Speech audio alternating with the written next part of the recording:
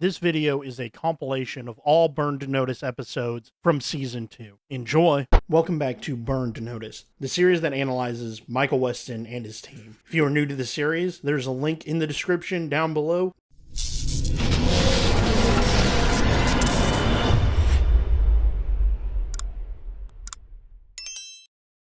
This episode begins where the last one left off, with Mike trapped in the back of a tractor trailer. He spent some times in the back, going over plans, and cleaning his gun. However, when he hears the sound of gunshots, he prepares for whatever's on the other side of the door. When the bullets do finally stop, the door opens to an airstrip with a plane burning on the tarmac. Carly calls him to inform Mike on a job where Mike finds Jimmy, who got hogtied during the fight. He is a computer tech specialist who focuses on encryption. Mike is tasked to get him to finish a job originally set up by Carla. Bad news though, because the cops are on their way and Mike has to escape in the Cadillac, ruining the paint job by fleeing in a forest going backward. Which this is interesting because if he was in the Charger, he wouldn't have to go in reverse. But anyway, after a while he stops to reassure Jimmy that he is only there to help, and he offers to let him sit in the front seat, where Jimmy explains what they need to do, which is steal information from some security firm, and he is the only one that can do it. And if this job fails, Jimmy's family will be murdered. So slight tension from him, but this is why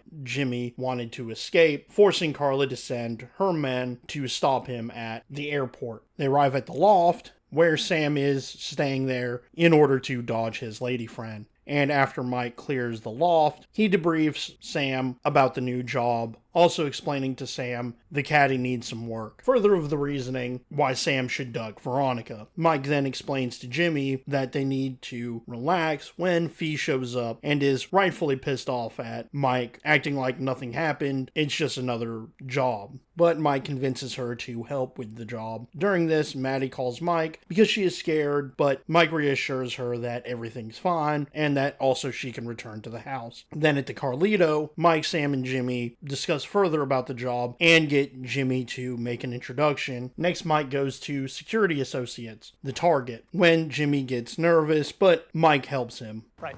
Can we just go over it one more time? Sure. We go in, you introduce me, you leave. Then Ryder Stahl meets with them, and Mike incorrectly identifies them as mercenaries. We're security consultants, not mercenaries.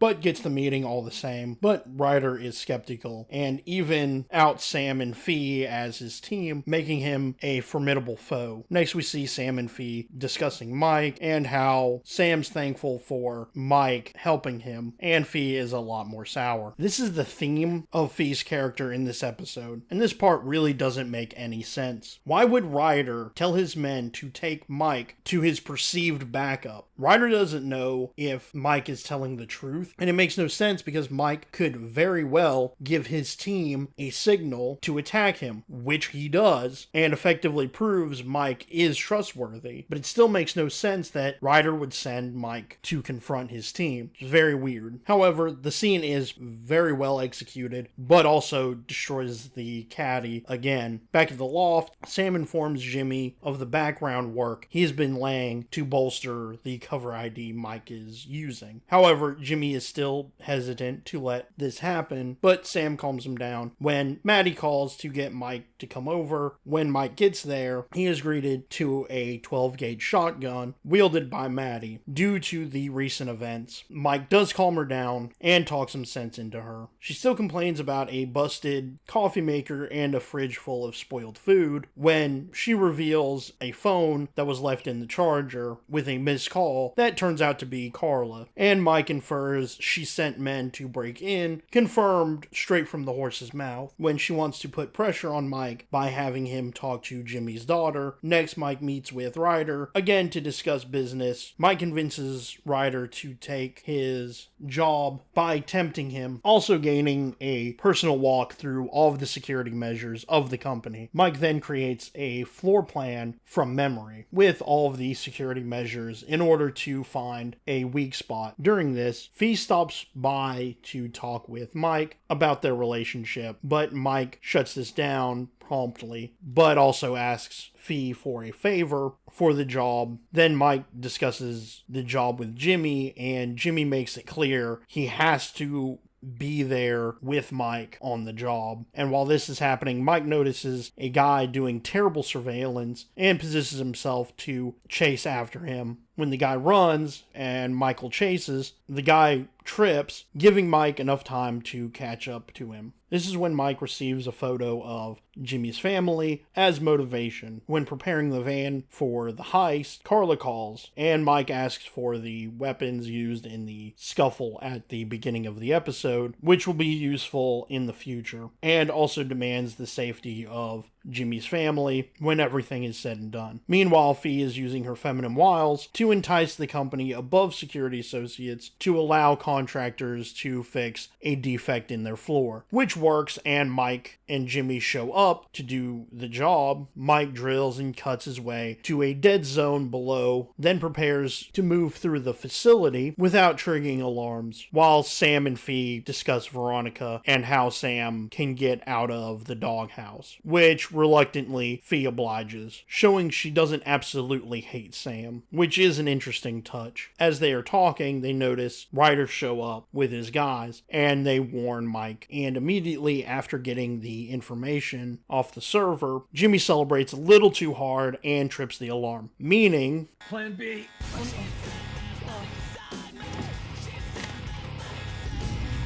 Quadrangle buckshot is a specialized round designed to destroy the inside of anything delicate. A computer, for example.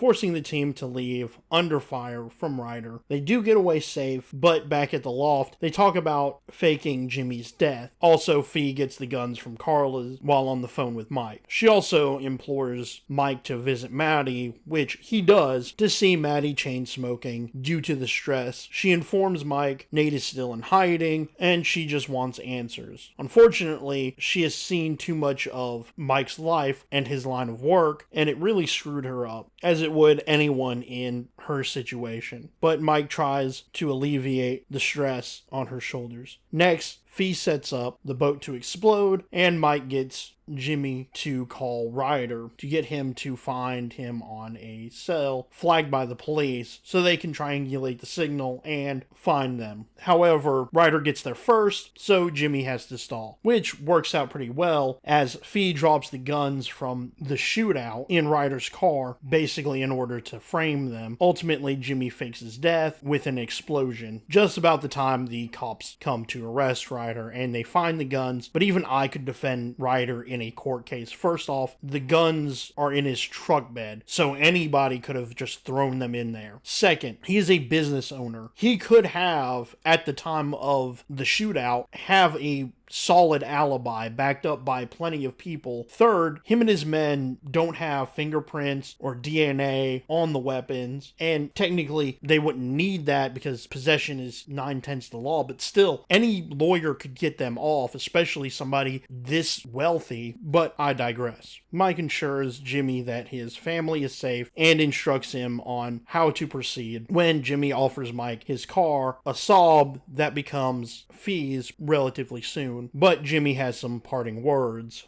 I gotta leave the country and you're stuck working for them. I don't know who has it better. You do, Jimmy, believe me. And it's true Mike has the harder part of this deal. However, the next day, while Mike and Fee go over the info stolen from security associates, Fee expresses her feelings for Mike, but separates romantically with him. And this hits Mike harder than anyone would expect, showing how attached he truly is to her. After that, some random blonde lady who we'll never see ever again is at a bar when Sam hits on her in order to flirt and even helps her with a crossword puzzle. She leaves and Sam and Mike discuss Fee and Jimmy when Mike gets a call from Carla, and Mike realizes the crossword lady is Carla, and now he has a code to break. Despite this episode's flaws, this was a great way to formally introduce Carla as a major player player. And this is also a very good start to the season. It really wants you to learn more about Carla and the organization she works for. It's also a good episode for the dynamics of the team, Mike and Fiona having their falling out, and Sam having to avoid his girlfriend. This episode begins with Mike decoding the crossword that was left last episode to figure out where to meet Carla. Also, Mike invites Sam and Fee to be there as his backup, which Sam complains about the caddy again because of all of the things that got messed up last episode. This is where we officially meet Carla. Then she and Mike have some playful banter until Carla recruits Mike to counterfeit a high-tech badge from a Tunisian called Nevzi. Also, Mike inquires about getting his job back, but of course, doing 2 jobs for the organization isn't gonna really cut it, and Carla informs him of that. And this is where we learn that Carla's men are extremely good and find both Sam and Fee, which Carla destroys the camera, basically in order just to show power, because it's very unnecessary after taking the SD card. But anyway, they all meet back at the loft to discuss the new job, and Mike reveals that the camera that was destroyed was Sam's girlfriend, putting Mike higher and higher on her hit list. This is when Fee brings up Barry, because he should know who the counterfeiter is and how to get in touch with him. Unfortunately, Barry is staying clear of Mike because of the favor he did on the finale of last season. Then Mike convinces Fee to talk to Barry for him. Even after last episode, they split up. This is when Sam calls Mike in order to meet him at the Carlito, which I believe this is actually the first time they actually reference the bar as the Carlito. But anyway, this is when Mike sees Sam consoling a woman, and Mike already knows what's going on and even tries to leave. But Sam catches him and brings Mike up to speed about a new job where somebody is stalking Sophia, the new client, and Mike reluctantly agrees to help. Next, we see Mike and Sam doing some surveillance, and Mike is concerned that something is wrong about how Sophia got in touch with Sam. But then Maddie calls about her destroyed coffee maker, and Mike tells her he will meet up with her a little bit later. This is when Mike finds out the stalker, Raul, has a Mac 10. Concerning Mike, he might be a little bit more than import-export businesses. In the meantime, Fee invades Barry's spa time to gain some information on Nevzi, and Barry reluctantly provides the information. Barry also tries flirting with Fee. Because if you want, I can arrange a massage for you or something. Dinner after. Who needs electrodes when you have one of these? I was just asking. That's completely worthless. Then at Maddie's, Mike tries to fix the coffee maker, and Maddie, after being scared to death during her brush with Mike's escapades during the season finale, she floats the idea of therapy, and Mike again reluctantly obliges to meet with them when Sam calls to pull Mike away from Maddie's to do more surveillance on Raul, to find out he is the boss in a shipping company, where Mike convinces Sam to get a closer look by acting like an annoying businessman. This is where Sam sees coffee and lidocaine. Lidocaine is used to cut cocaine, and coffee masks a smell from the dog. This forces Mike to interrogate Sophia, and during the questioning, Mike finds out that Sophia is DEA, after she pulls a gun on Mike, but come on, Mike is a lot faster than that. And now with her cover blown, she shares all the intel on the cartel and how Raul isn't the main boss. The real boss is Campos, running cocaine in Miami. We also learn Sophia would lose her case if the DEA finds out that Raul is infatuated with her. Also, I believe she references Ernie from episode 7. That's the only episode where Mike takes on a cartel, at least up until this point. For a long time, I thought she was referencing Javier from the pilot, but it doesn't really fit too well. Anyway, Sophia begs for help, and Mike, of course, does. Next, Sophia presents Mike to Raul at the restaurant she works at. This is where Mike finds out about the rival cartels have already attempted an attack on Campos, meaning that the cartel is ready for battle. But also, Mike proposes to convince the cartel to turn on Raul, which is an ambitious plan. Then Raul calls Sofia and is extremely jealous of fictional men that he's made up in his own mind that will become important by the end of this episode. Back at the loft, Mike is washing checks. It's a real check. Yeah, it's been washed. The only thing original is the signature. But it's perfect, Carl. I mean, this isn't hydrochloride or bleach. Nope. Something new. Maybe a nail polish remover where the acetone removes the ink that's not been printed. And Mike uses the same technique by taping the check and washing it with acetone, basically just to impress Nevsky. And also importantly, Mike isn't actually trying to hurt anyone because the checks he's using are for a defunct company, which again shows Mike's character. He could have easily stolen a bunch of checks and made them basically a blank check. Again, that just shows how good of a person Mike actually is. He might do bad things, but for very good reasons. But with all that done, Mike meets with Nevsky and brags about his washed checks, and Nevsky basically snubs him, calling him an amateur. But after some negotiations, he does concede to counterfeiting the badge. However, the badge is going to take a little longer than Carla expects, and she gets pissed. Also, Mike misses the first therapy session with his mom, which also pisses off Maddie. But Mike can't stay rattled for very long because he has to go to a meeting with Raul back at the restaurant to discuss business plans, and tries to put Raul at ease by promising the world. And even Raul is a little sketchy about what Mike is promising. Also, even wondering why Mike doesn't want to meet Campos, the big boss. But Mike's attempts to quell the suspicion prove to be effective because Raul invites Mike to a drink. Afterwards, Mike goes to see Maddie, and Maddie's unexpectedly happy, mostly because she believes that Mike replaced the coffee maker, but he infers that it's Carla, which is confirmed by the crossword puzzle. And after their meeting, Mike meets with Carla about the coffee maker and the job. Also, Mike tries to get some intel on Carla, and she sees right through this, also threatening Maddie. Next, Fee plants a GPS on one of Raul's trucks in order to make it seem like they are compromised. Meanwhile, Raul gets some dirt on Mike's cover ID to have some leverage on Mike, and they have a conversation where Mike tries to leave but is swiftly encouraged not to with a gun to the ribs. Also, part of Michael's plan is revealing the GPS device that just got planted. We also get to see Fee's new Saab, and even though it's a very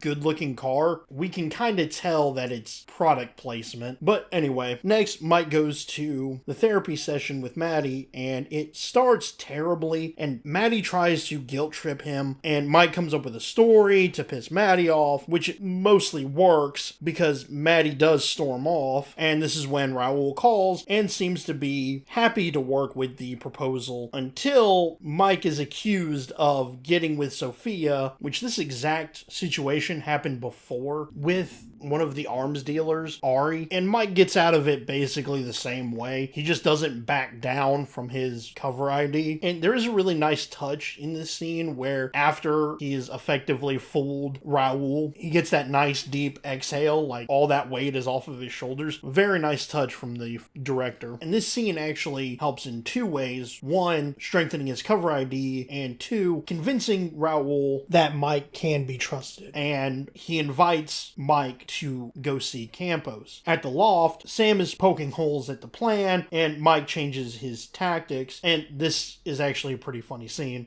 I just opened that. We have work to do.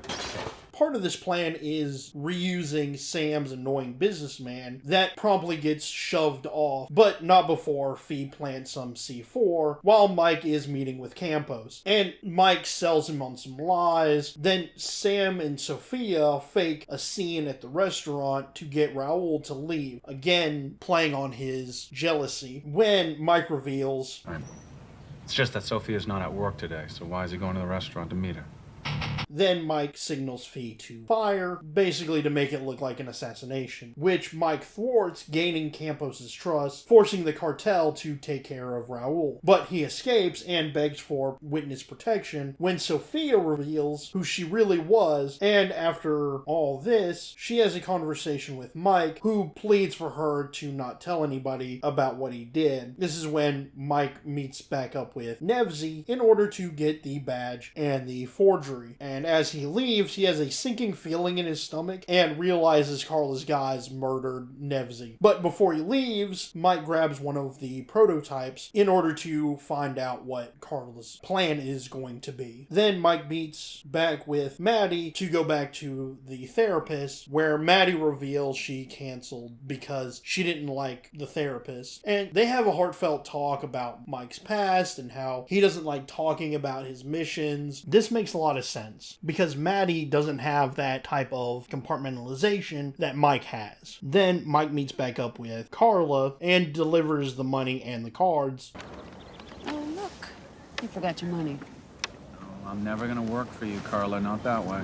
And Mike convinces her not to kill everyone that he works with. She agrees, and Mike speaks Arabic to learn a little bit on Carla. He learns a little bit, and this helps in future episodes figure out who she actually is. This episode is alright. Not like the last episode. The only good parts are the counterfeiter, because those cards become important in future episodes, but even then it doesn't make a lot of sense, but I'll get into that later. It is interesting that a DEA agent found Mike all on her own when some government agencies, and in fact certain spies, can't track him down. Kudos to Sophia. This episode begins with the knowledge of last episode, and Mike plans an intelligence mission on the Pakistani consulate in order to discover anything about Carla's past. Sam accompanies Mike due to Fee and Mike's relationship, or lack thereof. You guys need your space. Now that she's not your girlfriend anymore, I guess it's probably weird if you never my girlfriend, Sam. Sam acts as a pissed off businessman, while Mike poses as a journalist in order to skip the line and get brought to the back, with Sam being more belligerent, forcing the employee to get the head of security, or the spy, Wasim. This is when Mike breaks in to steal some insignificant files to blackmail Wasim into giving up the information on Carla, and while Sam is getting reprimanded, Mike gets a clean getaway. Next, Mike is trying to avoid Fee by sneaking into Maddie's garage, before Maddie finds Mike trying to steal a mirror for the charger, and Maddie invites Mike to stay and play poker when one of the friends brings up a problem another friend has with a loan shark, and Fee graciously volunteers Mike to help this poor guy out, much to Mike's chagrin, creating enough tension to get them to fight briefly until Mike reluctantly agrees to help because of the client's mom. Then Mike and Fee meet with the client's mom, Diane, when Andy, the client, shows up and explains in better detail about what happened. Andy started investing to prosperous results, and Zeke, the guy running the Ponzi scheme, pursues for a bigger investment opportunity. However, it's in Cuba, and Mike sums it up perfectly.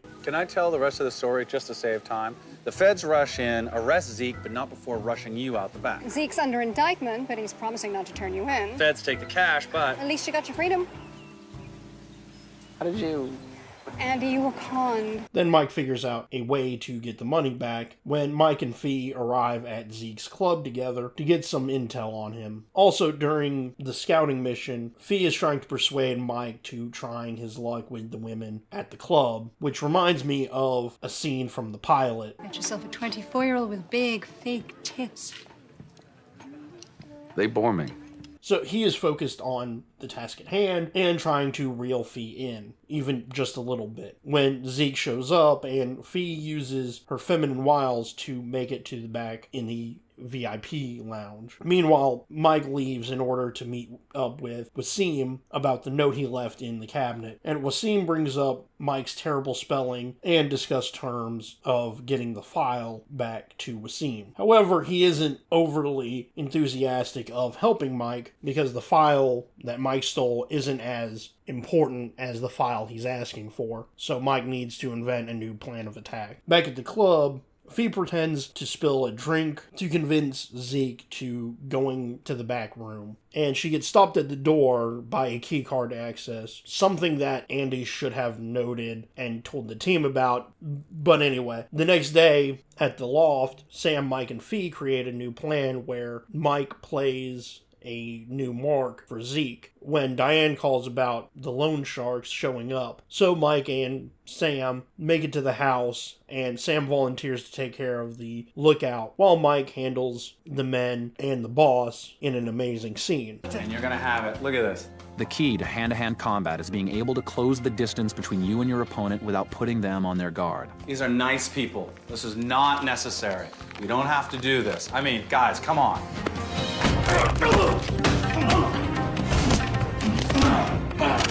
However, this move puts Mike's neck out on the line. Also, the boss moves the due date of the payment to just 2 days, which is plenty of time as they prepare to pull the heist at Zeke's that night. With a little help from Andy, then Mike meets back up with Wasim. What's up, Wasim? In order to give him the file back, but not before creating a bit of trickery as Sam is taking pictures to create better blackmail. Afterward, Mike explains to Andy how he plans on breaking into the safe and ingeniously wants to put the money in trash bags in order to get the busboys to bring it out for him. When Andy dumps a bunch of phones on Mike's workbench, and ladies, get you a man that looks at you like Mike looks at cell phones. Then Maddie shows up at the behest of Mike. Andy then leaves, and Maddie tries to get to the bottom of the Fee and Mike situation. Also, I've been meaning to bring it up, but this series is lousy for bad ADR. Sometimes it's not as noticeable, and in this scene it is blatantly obvious. But Fiona is the best thing in your life. You're the best thing in my life.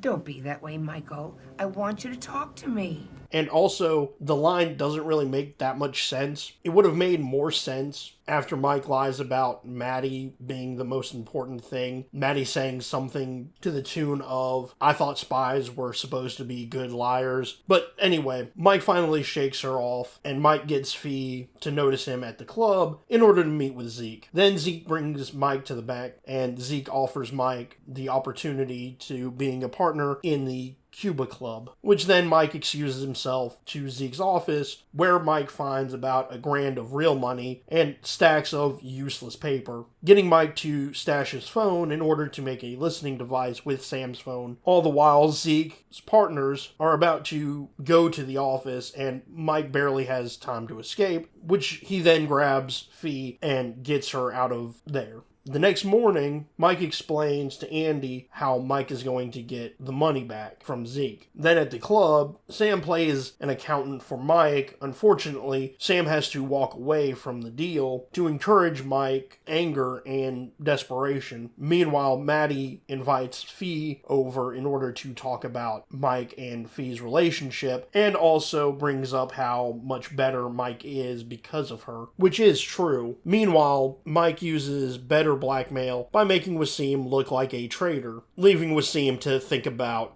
getting that file for him. At the club, Sam meets with Zeke about the deal. Unfortunately, Zeke fends off the deal, furthering Mike's desperation, but unfortunately the partners have veto power, meaning the plan isn't going to work. Mike then having to explain to the loan shark they don't have the money, and Mike buys them some time, but the loan shark has kidnapped Diane to Prove a point. That he can get to us at any time. That he really wants his money. This gets Andy angry, but Mike calms him down. Then Mike convinces Barry to wire $200,000 of fake money in order to fool Zeke. Unfortunately, the money is only going to be there temporarily, but Mike confirms with Zeke that he's in, and the money shows up in the account after a few stressful moments. And Mike's look of relief when the money shows up is just perfect. Zeke calls some quote-unquote girls over, but this is just the code word for his partners to play the FBI. But Sam intercepts them and fakes an assassination of the partners to panic Zeke, enough to shell out the cash of the previous scams. Then Zeke's partners miraculously show up to Zeke, and they find out Zeke got scammed, and the partners teach Zeke a lesson. Next at Andy's, the loan shark arrives with Diane and Mike. 200 grand plus the VIG minus 300. I got you a little present. It's in the bag. That's next month's issue. You're a lifetime subscriber now. I'd rather have the 300. Oh, but this is money well spent. Now you have a monthly reminder to keep your hands off of people's mothers. Leave. Andy and his mom are safe. Then Mike meets with Maddie to discuss Fee briefly. And Maddie brings up that she wants Mike to have a family, but this ultimately goes nowhere. Then Wasim brings Mike the file on Carla, and Mike, being a man of his word, gives Wasim the negatives. Also, Mike fixed his mirror. This episode was heavy with the spy, not so heavy on the action, but that's actually a good thing. If he was going around shooting and getting shot out or making super big explosions all the time, he could compromise himself. But all in all, a good episode to set up future episodes. And a good client gets his life back. A nice, easy episode. This episode begins with Mike obsessing over the newly acquired file on Carla. So much so, Fee has to bring him back down to Earth because he missed somebody following him. So as usual, they use some evasive maneuvers in order to out the follower. And even though it works, well, it honestly doesn't matter because the follower turns out to just be his brother Nate. Easy, bro. Come on, it's a rental, man. And after Nate staying in Fort Lauderdale since the season 1 finale, he returns in order to get Mike help with one of Nate's co-workers. A real job, an actual job? But we learn that the co-worker is in trouble with the Russian mob. Also, they have her sister, making this a perfect job for Mike. But he questions Nate's motives for helping her and ultimately agrees to at least meet with Katya. And she reveals that her problem is with paying the mafia money to smuggle her sister into the country, and she agreed to give $25K, but when the sister got here, they raised it to $50K, angering her, and she attacked the mafia with a crowbar, only making the situation worse. And when she confided in Nate, he decided she needed to talk with Mike, which is a smart move on Nate's part, a move that doesn't get as much credit as it should. Next, Mike meets with Sam to discuss the new job and also discuss a way of learning as much as possible about Carla by whining and dining an agricultural expert, Harvey Gunderson, who seems like very much of a pushover, so Sam should get in and out in the first meeting, and he will get all of the intel he will ever need on Carla. Yeah.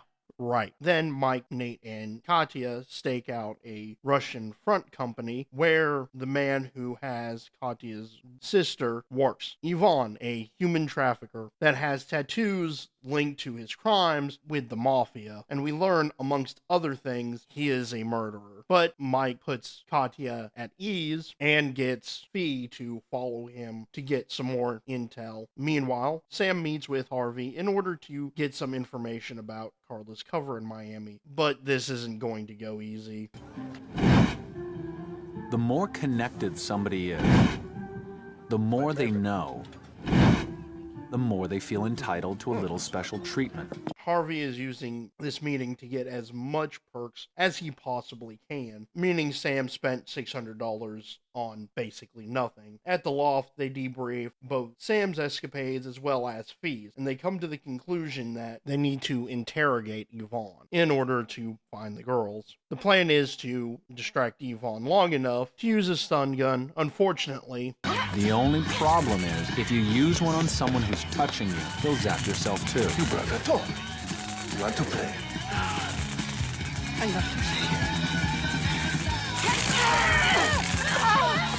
and thanks to Fee being crazy, they apprehend him. While they're figuring out where to hide Yvonne, Sam goes through some of his contacts in order to figure out as much as possible about Yvonne and his boss. This is where Sam finds the pseudo hideout for this season, an old concrete plant, and with some slight modifications, they make it look like a jail. And Mike discusses how they are going to mess with Yvonne's head. Then Sam begins the interrogation with Yvonne, who begins by lying about his operation. Unfortunately, Ivan is trained to withstand interrogation, so in order to get the information they need in the timetable they have, they need another prisoner to be his friend. But Fee can't do it because she kind of tased him, and Sam also can't do it because he is the face of this operation, and also he has to go see Harvey Gunderson. I'm tap dancing as fast as I can. Also, we know that Nate can't be it because we definitely know he doesn't speak Russian. So it falls on Mike's shoulders in order to gain Yvonne's trust. However, they are going to have to use Nate as a guard in order to sell the story that this is an actual government facility. Although they could have just used Fiona to be the guard, but I guess they needed some way to bring Nate into this mission. It is a little weird, but it makes sense. Also, Mike has to pretend to be beaten up, so Fiona throws one or two punches, and then Nate decides to rough him up even more, and gets a bit overzealous. And when Mike meets Yvonne, they begin talking in Russian until they begin to fight, and it is a nice touch of the show runners to get Mike to fight in a Russian style, because if I was one of the writers, this is something that I would have never thought of, and this does ultimately gain at least a little bit of trust from Yvonne. Mike poses as someone who gets the girls customs, which is a great cover idea. It gets him involved into the criminal life, and it explains why he knows who Yvonne is without raising too much suspicion. It's not like he's planning to pretend to be a mafia boss. Again, nice attention to detail. However, during this conversation, Ivan slips and reveals enough about the location of his boss, which Sam and Fee go to investigate when Harvey calls and makes another meeting with Sam. Also, Fee uses thermal imaging in order to see if they can find where the girls are being hid, and they find something that is promising. So they decide to pull a slight investigational job by going into the restaurant, finding Takarov, the boss, and getting Sam to become belligerent about the food in order to distract the security guards to allow Fee a window to go upstairs to figure out what's going on, just to find a bay of computers to pirate software. Go figure, which is kind of crazy because now you would just need to put it out onto the internet. There's no real reason to be downloading it onto a disc, but this was plenty years ago, so times have changed. And Fee comes to the rescue of Sam by removing him from the security guards. Back at Maddie's, Katya is rightfully upset because they still don't know where the girls are. Also, she throws Nate under the bus when she mentions the name of the diner Takarov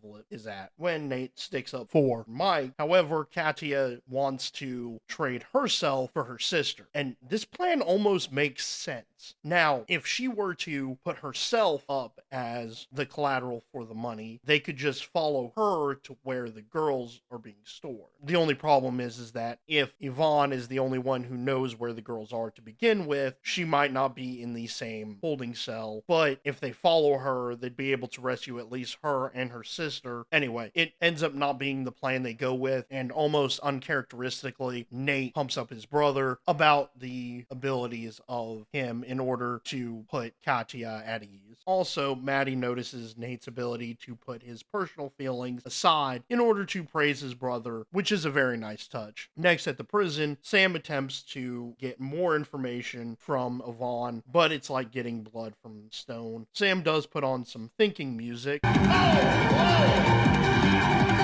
and leaves to meet with Harvey again. And this time, Sam applies the right amount of pressure by claiming to be the DEA, and pulls the carpet right out from underneath Harvey's feet, finally getting the list that he has been so desperately wanting from the beginning. At the prison, Yvonne informs Mike that if Yvonne doesn't contact his men, they're gonna kill the girls, and Takarov will walk away scot-free, which pushes their timetable up just a tad. However, Nate is upset because of the plan going awry, and Mike proposes that Yvonne will have to escape. This makes sense in order to follow Yvonne and save the girls, but also if he didn't form an escape and they just let Yvonne go, it would just make no sense for the cover IDs that they had created. Then Maddie tries to meet Mike on an emotional level, especially since Mike left Nate in the dark after everything was cleared up from the last season. She tries to have a heart-to-heart. Do you know what his first word was? It was Michael. It was juice. I was there. His first word was juice. Well, he was looking right at you when he said it. You know what he meant. She also informs Mike that Nate didn't get into real trouble until after he left for the army, which is interesting character development for Nate and explains his erratic behavior at least a little bit more. Then Mike incites a prison breakout with Yvonne in order to prove to Takarov that they were loyal in the end, and slips some information to Yvonne about how this holding facility isn't really that secure. And reluctantly, Yvonne decides to help Mike escape, where Mike fights Nate for a bit, quote-unquote kills him, and quote-unquote kills Sam, before they make their getaway to the safe house, with Sam and Fee following close behind. And when they get there, Yvonne orders his men to follow Mike, before leaving and going to Takarov, when Mike double-crosses the Russians and frees the girls. And when Yvonne meets with Takarov, Yvonne figures out that Mike wasn't what he seemed a little too late, because the Mafia kills Ivan and skips town. Also, Katya's sister is saved now. Also, Mike and Nate have a little bit of reconciliation. Then, to end the episode, all that money and time spent schmoozing Harvey, and all they get is a P.O. box. Well, I guess it's better than nothing. This episode did a good job of balancing between finding more out about Carla and working on the job itself. Also did a good job of furthering Mike and Nate's relationship, although I would have liked a better payoff to the Harvey story. This episode begins with Mike and Fee staking out the P.O. box they found in the last episode that coincidentally is owned by Carla. This is when Fee discloses the fact that she hates surveillance when someone shows up to break the monotony. She's there to retrieve the mail, and they follow her to an office building that has discreet security that Mike picks up almost immediately. And Mike directs a delivery driver in order to reveal the security. We also see one guy at a table across the street who gets waved away by the main security force. And don't worry, he becomes important later on. But also, did Mike get an innocent delivery driver killed? I mean, we all know that Mike wouldn't have killed this guy, but Carla, and as an extension, her men, would not hesitate, especially since the delivery driver is a classic cover ID. Also, later in the episode, we learn they do a debrief, and if they are, wouldn't they have brought up the fact that a delivery driver went down the alleyway about 30 minutes after the mail was delivered? That would raise red flags in the security office. And if Carla is as suspicious as she is, she wouldn't really stand for this. But this exchange proves that this is Carla's building, and Sam does some investigation into exactly where her office is, and they decide to set up a camera in order to gain some intel on Carla's building. Also, Sam brags about a watch that was a present from Veronica that sets up his turmoil in this episode. As Mike returns to the loft, an ex-prisoner shows up asking about Mike and his ability to stop criminals. He also references a former job, which the only one that kind of makes sense would be the drug runner with the DEA, but even then it's a little fishy because nothing else in his past season and even in the first season, had not much to do with cars or thievery, that the bad guy went to jail. But anyway, Mike tries to show him a way, but his persistence gives him a minute. That's when he describes he is a wheelman for criminals. However, he wants out, but his former boss only wants him. So Mike gives him the options: call the police or do the job and not get caught. And after some more persuasion, him having a child that he doesn't want to leave fatherless convinces Mike to reluctantly help. And while Mike is scoping out the hideout of the crew, and Sam rattles out names that are the best at what they do: an embezzler, a safecracker, and I'll let Sam explain the last one. Okay, here's a doozy. Candy. Originally from California. Assault and battery. Assault and battery. Assault with a deadly weapon. Her and Fiona would have a good time.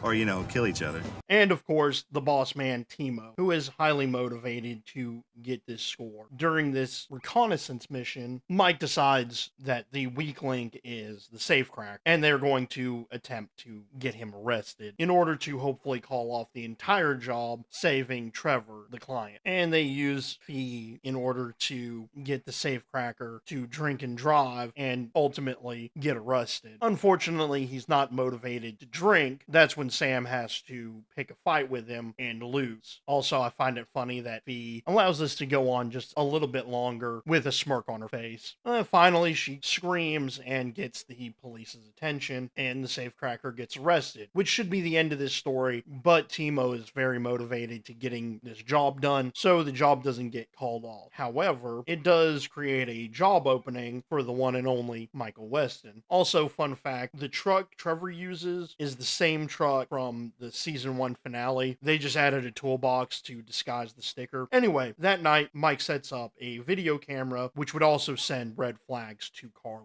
Because even if she isn't actively patrolling the buildings in her area, she's most likely paying off their security to give her some debriefs. And even if she's not doing that, she's got a network that could provide 24/7 security. Also, with the previous altercation with the delivery driver, you would think that Carla would invest in some cameras. Anyway, Mike almost gets caught, but he slips the guard after setting the camera up. And a little too quickly, Sam finds a gap in the security and also finds a way in during shift change when the only person left is that old man from the beginning. Then Sam meets back up with Veronica, and she pops the question. The marriage question? And due to a botched divorce, Sam is currently married. Meanwhile, Micah is brushing up on his safecracking when Fee messes him up and suggests, The last one's always the same. C4. But if nothing else, Mike doesn't really need to know how to be a safecracker. He just needs to know enough to basically fake it, which those skills come in pretty handy because the next day, Timo meets up with Mike and he takes him to a bodega to test his skills, threatening his and Trevor's life until Mike cracks the safe with a solo cup, which is funny because later in the series, he needs audio equipment to crack a safe and he gets the same acoustic power from a 10-cent cup. But he is successful in saving Trevor and himself and gets inducted into Timo's heist crew. They go back to the hideout to discuss particulars of the heist, and Mike asks Timo very specific questions in order to narrow down where the job is taking place, but does it in a way that explains to Timo that Mike isn't double-crossing him. I mean, which he is, but Timo keeps Trevor back, ominously, but Trevor reveals to Mike that he got a scatter point. He said it! He said it!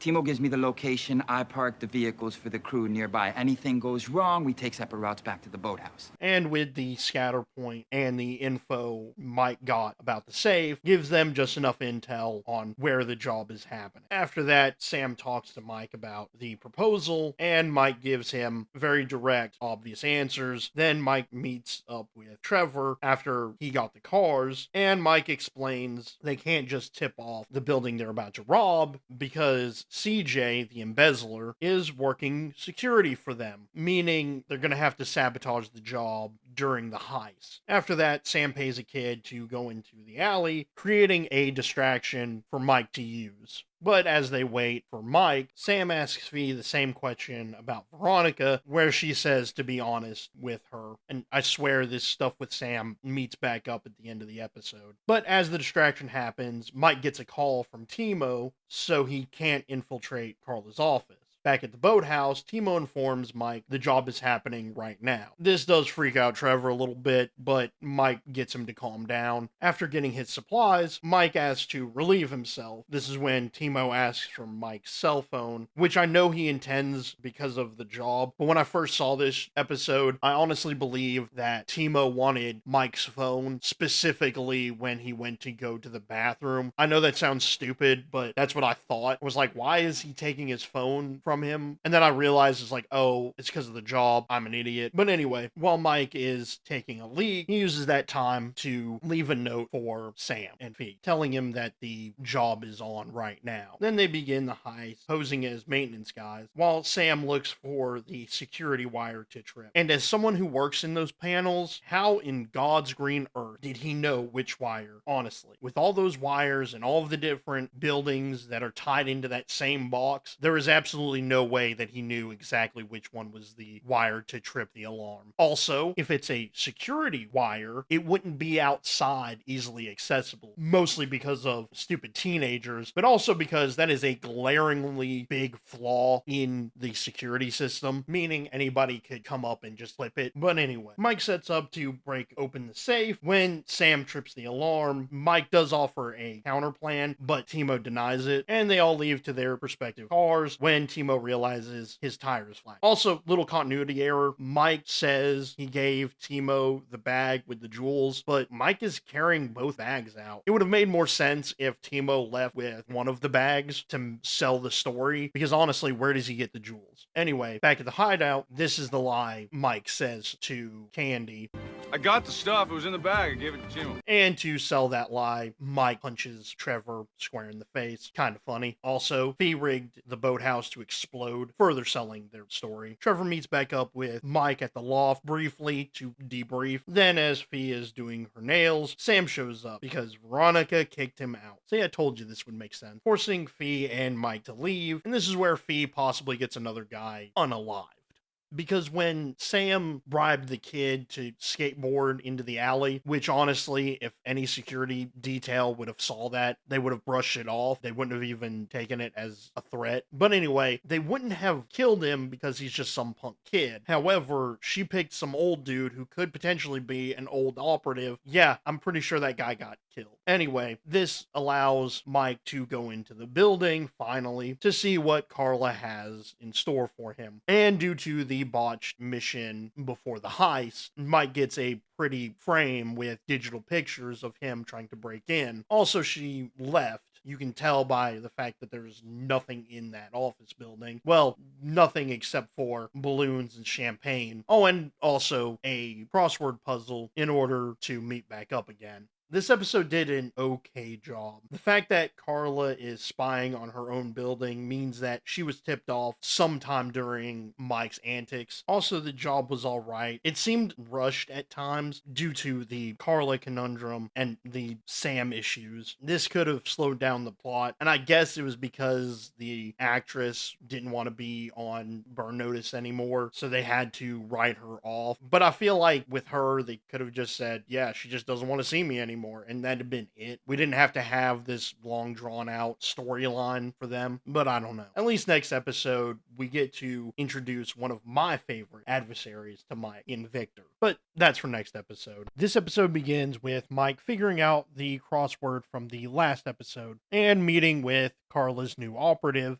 Victor, a self-proclaimed wrangler put in place in order to keep tabs on Mike, especially since he was breaking into her office in the previous episode. Anyway, Victor early on seems a lot like Mike, with just a few screws loose. but more on that later. This primary meeting is mainly to recruit him for a job, plant a cell phone on him, and threaten him and his family. Mike shows some ingenuity by threatening Victor. However, Victor has a better hand than Mike does when he pulls a gun on Mike, forcing Mike to stand down, and reluctantly agrees to the job in order to ensure his friends and family's safety. But as a precaution, Mike convinces Sam to watch Maddie. Also, Sam has a new vehicle. It's not important, but it's there. However, when Sam arrives at Maddie's, he sees a man working on something under the couch. And get you a man who will walk into your house and hold intruders at gunpoint. Anyways, Maddie returns and Sam realizes the egg on his face when it turns out this is Ricky, an old family friend whose brother was more of a friend to Michael than he was, and unfortunately his brother is in jail. But coincidentally, Ricky needs help with a job. They meet up with Mike when Maddie and Sam excuse themselves to buy a VCR, whatever the heck that is, so Ricky can explain the situation. Apparently, $2 million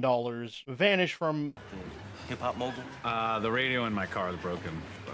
It was from a charity account, and also if Valentine the mogul finds out, Ricky is in for a dirt nap. So Mike has to prove that Eddie, Valentine's number 2, is the one who stole it. During the surveillance, we see Valentine. Oh, look, it's Method Man. And because he was probably very expensive, he doesn't get a lot of scenes. However, as they're gathering intel, Victor calls to talk about the job, and Mike learns that they plan to steal something, but also Victor flexes that the phone is giving away Mike's location. So he decides to disable it, but he sees a cute little note warning him to leave it alone. Plan B, call forwarding. Fee then provides some info on how to break into Valentine's offices, also giving a slight dig to him wanting new shoes since she is single. The next day, Fee calls in a bomb threat in order to evacuate and disable the security system in one fell swoop. Pretty ingenious, but why wasn't a cop patrolling that back alley? Because if the person who gave the bomb threat wanted to detonate it manually, they would have broken in, possibly from that alleyway. Anyway, Mike gets in and finds Eddie's office that reveals Eddie's intention. But as Mike gets what he's looking for, Eddie returns to the office and forces the security back, almost compromising Mike's play, but Mike ultimately escapes through the subceiling, which is impossible. If you've ever worked with subceilings, you know that they are shoddily made and only designed to hold a maximum of 15, maybe 30 pounds, not a 170-pound man.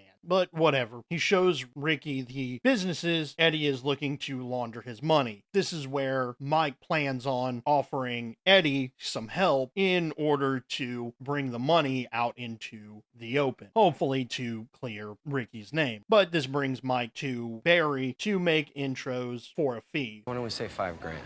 Promise nothing will happen to him. Maybe I can do 3. 5 it is. Then Mike goes to Maddie's in order to debrief with Sam and taste some of his curry. Madras curry. Let's take a little bit. A little sippy sip. But besides cooking, he is checking the perimeter and also had time to create Mike's cover ID. Also, this scene proves that Sam couldn't have been played by anybody other than Bruce Campbell. He is the only one that could cook at the same time as debriefing about potential dangers. Anyway, Mike approaches Eddie to sell him on a new laundry operation in real estate, but Eddie is apprehensive on the deal because of a loose end when Eddie has to leave suddenly for a surprise meeting at Valentine's office, and Mike and Fee are listening in using Ricky's cell phone to help determine what the meeting is all about, when Valentine singles someone out because he was trying to jump ship and scalp the artist, bringing Valentine into a rage promoted by Eddie. However, Ricky is able to defuse the situation by reminding Valentine of potential witnesses. However, Ricky doesn't do that good of a job because Valentine Valentine still takes a record to the trader's head. This is when Valentine dismisses everybody except for Ricky. And during this time, Fee is ready to storm the castle, but Mike does stop her, and this is where we find out that Ricky has 2 days to find $2 million. Then Mike meets back up with Eddie to discuss business when our old pal Victor shows up and threatens Mike and destroys the cover story, but not his cover ID, which is very important. All because Mike tried to skirt the cell phone. I like when the bad guys are just as clever as Mike, making him work that much harder to take them down. And with Mike's deal being blown, he has to go back to Ricky and explain the situation. This is where Mike plays his cover that much harder in order to salvage what's left of the operation. He also uses Sam and Maddie to pose as feds in order to bolster his story and also to scare Eddie. Meanwhile, Mike and Victor go to the site to plan the heist, and Mike tries to probe for as much information as possible, with Victor being able to fend him off like an Aikido master. Afterward, Mike turns his trunk into an X-ray machine, which is smart, but why didn't Victor keep the car? There's no reason why he would give it to Mike, and especially not to check it before the heist happens. This could play into a future development that I'll get into a lot later, but it is just kind of weird. Anyway, with that being solved, Mike gets a call from Eddie because of Sam's work. This is where Mike baits Eddie into using him to move the money, and simultaneously learning that Eddie is going to unalive Ricky. And due to Mike's quick thinking and Fee, the death squad is scared off. And the next day, Mike tells Ricky about the plan to kill him, and that Eddie isn't keen moving the money without Ricky ending up in a Pine Boss. Then Mike comes up with a plan in order to clear Ricky's name by getting Eddie to step up to the plate and ending Ricky himself. Also, it's funny to see Eddie fight and watch Mike take a fall. One of the most difficult skills to master in combat is taking a dive. Sometimes an operation demands that you lose a fight, but it's the hardest thing in the world to see the opening and let it go. This convinces Eddie to take care of business. Meanwhile, Fee and Sam are trying to kidnap Valentine, and Sam does this. Just got one thing to say to you. You're what's wrong with our country, pal. Yeah, you call that music? What's going on there? Wait a minute. First of all, what do you listen to, old timer? Barbara Mandrell, nothing wrong with that. Kenny G, Captain and Whoa, Tennille. that's like too gangster for me right there, man. I got something for you right here. A melody. This scene reminds me so much of a friend of mine. Also, Fee uses French in this scene. Not important now, but it is an interesting Easter egg for a later episode. Meanwhile, Eddie gets to Ricky's house and talks about how he stole the money. Sly dog, you got me monologuing. And that's when he shoots Ricky. Well, he shoots blanks at Ricky, and Mike should know how dangerous blanks are, because even with the smallest amount of anything in that barrel, he would have been burying his friend. But anyway, this is when Valentine walks in, who overheard everything that was going on, and this time Eddie is called to stay after the meeting. With that, Eddie is literally swimming with the fishes. Ricky leaves, and Mike just asks Ricky to say hello to his brother. Next, Mike and Victor break in, and Mike... Small explosion that burns at 3,000 degrees. It'll also stop a car pretty well. People don't drive when their tires are on fire. And water sealant is a common sight around Miami where it's used to protect buildings from hurricane flooding. It's also extremely flammable. This prevents Victor to make a couple of corpses, and Mike uses the X-ray right before they drive away. During the debrief, Victor scolds Mike about his tactics. I warned you what would happen if you pulled another stunt, Michael. But that one had some style.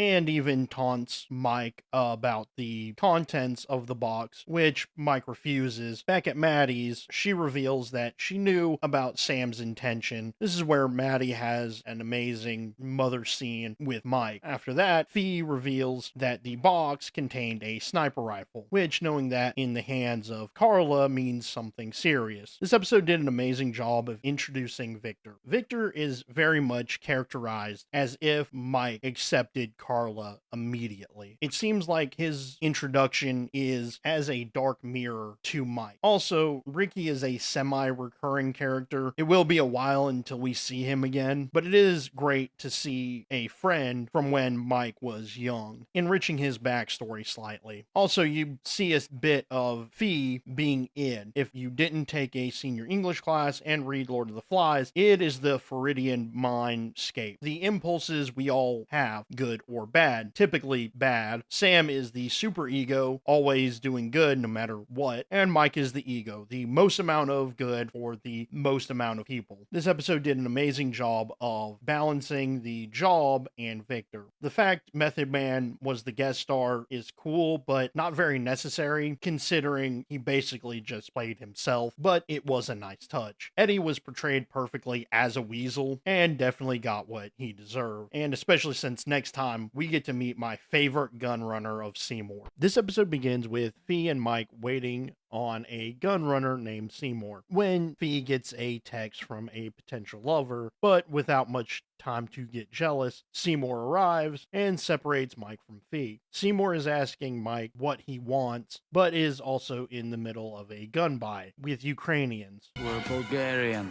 I don't even know what you just said. Right, but the deal goes south, forcing Mike to fight off the guys and leave under gunfire. Then they are chased, but Fee slips away unscathed in a very impressive scene. Meanwhile, Virgil is back reminiscing with Sam, and when Mike returns, Virgil brings up the fact that he has a job. Go figure. At least it won't hurt to get some reconnaissance done. It could hurt a little.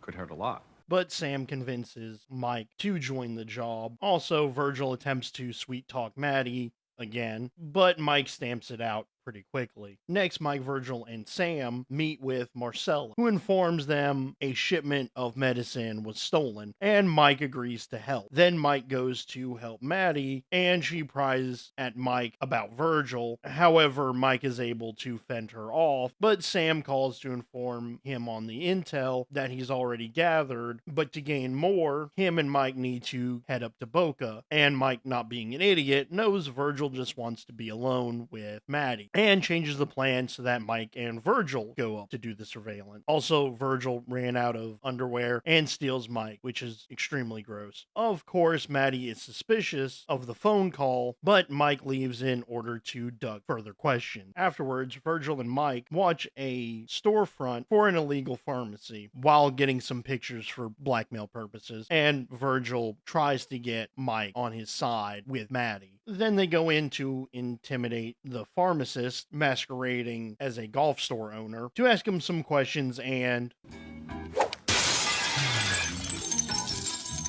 Hey! Oh, would you look at this?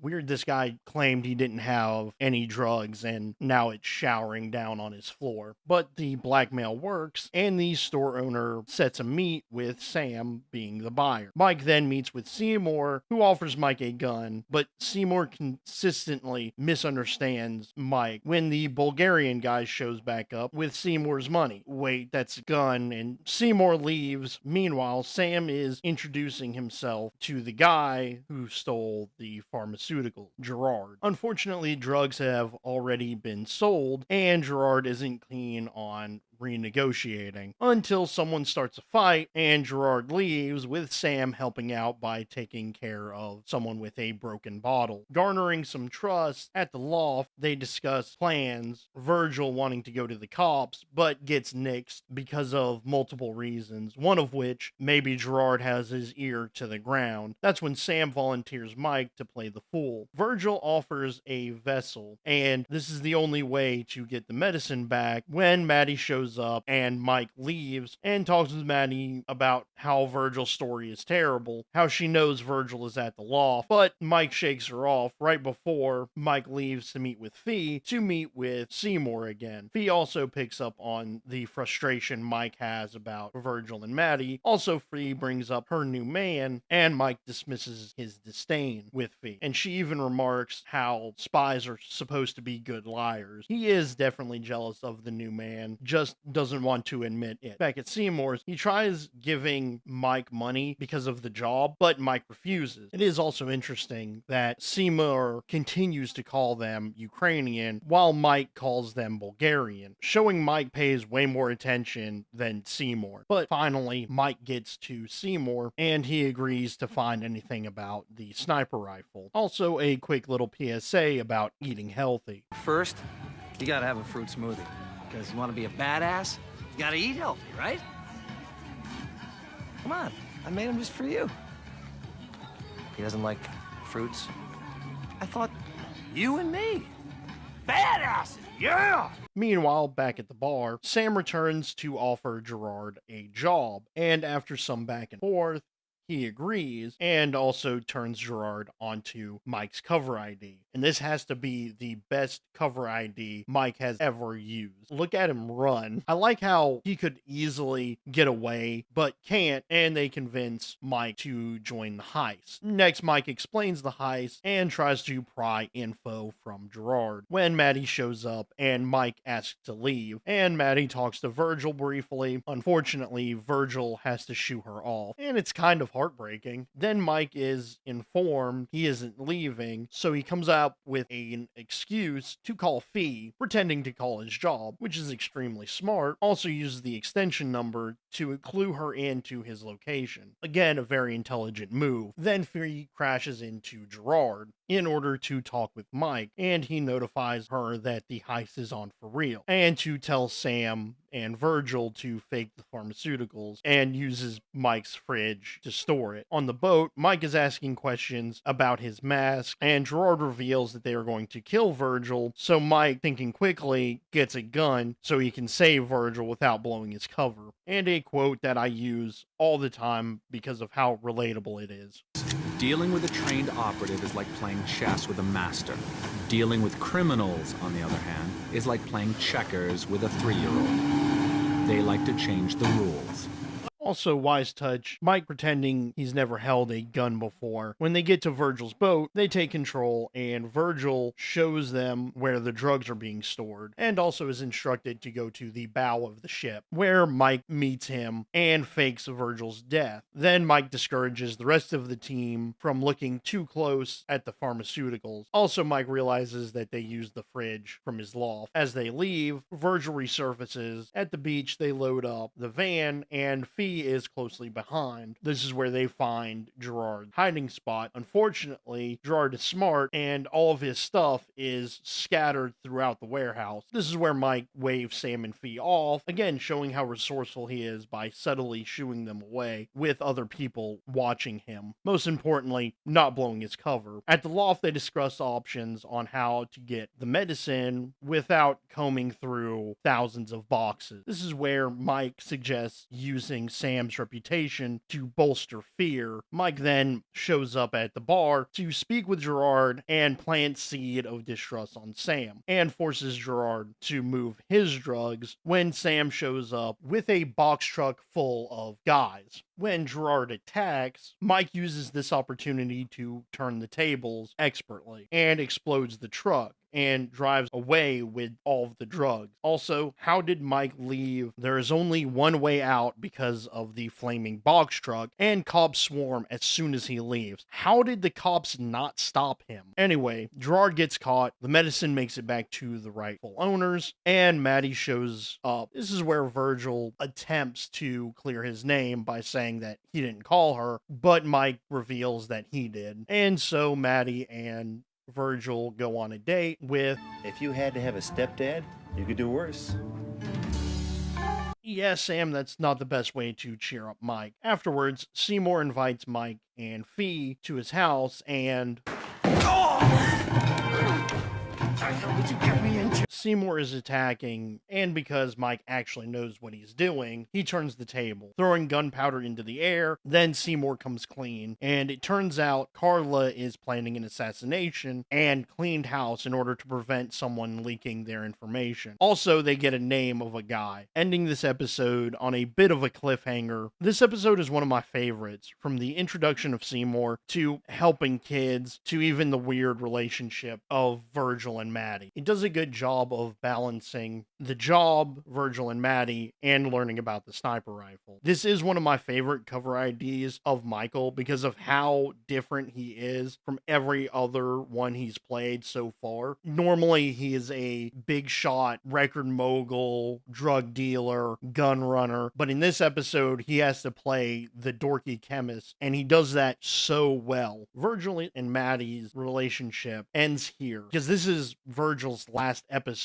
but it does end on a positive note. I honestly don't know why this is his last episode, but if I had to guess, it's a combination of budget, scheduling, and the fact that they probably just didn't have anything to write Virgil back into it. That leaves Seymour, one of my favorite side characters. He's very eclectic. He is in this situation where he's part of the bad guys, but he always helps Michael. It's also interesting that he acts as if this is the first time he's ever done anything illegal, and that he doesn't really understand everything that's going on, and his one-liners are something to behold.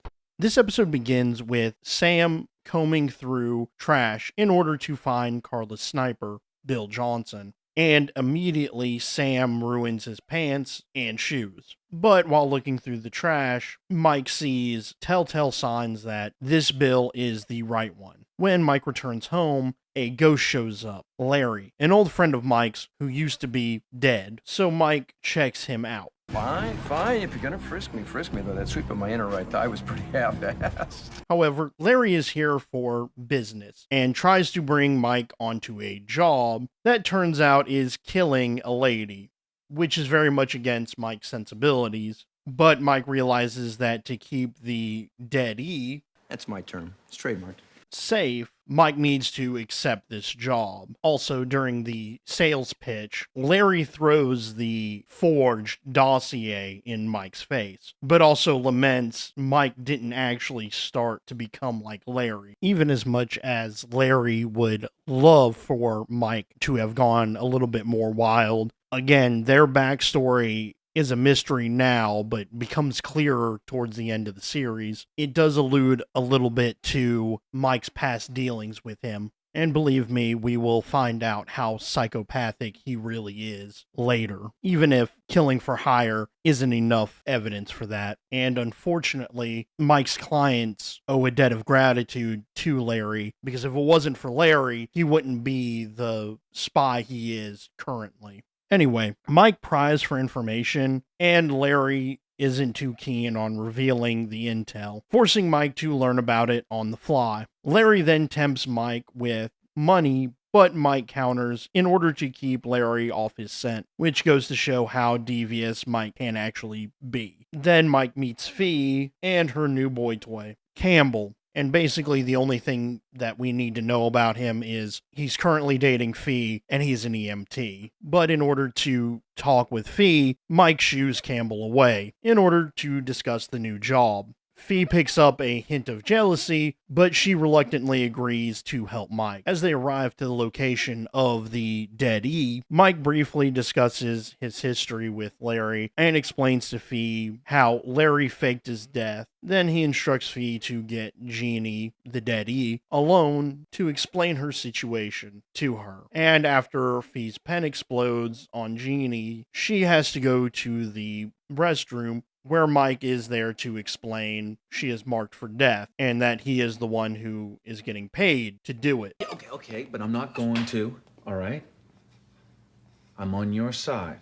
However, in this meeting, Mike learns that the likely candidate for this job is her stepson, Drew, who believes she is only involved with his dad for the money. And after they figure this out, Mike explains how Fee is going to be staying with her for a bit. After that, Mike is at the loft when Maddie shows up while Mike is changing and sees his bruises and is concerned. And this is good attention to detail because last episode, Mike was getting his butt handed to him by drug dealers. However, he brushes her off, but she still convinces him to go to counseling again. She then ends up guilt tripping him into joining her, just like a mother, to use psychological warfare to get what she wants. It is insane how much he learns from her, but the show only ever gives credit to the father. Then Sam meets with Mike to provide intel on Bill Johnson that he got with some of his mojo. Now all my buddies are guys. We learn that Bill was set up, much like Mike, with Sam even offering to help plant a bug at Bill's house. But Mike is too busy with Larry. Larry? Dead Larry? This is where Sam shows his superego side, warning Mike that Larry is bad news, but Mike reassures Sam that his only involvement is to stop Larry, prompting Sam to lend a hand. Well, in that case, can I help?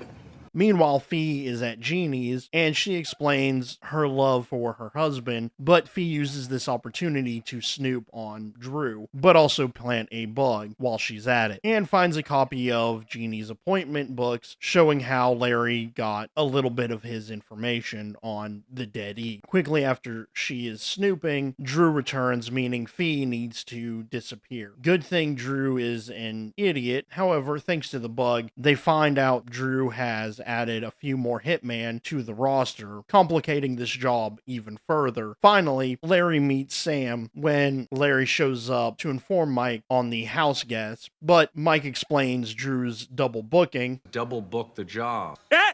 He said it! He said it!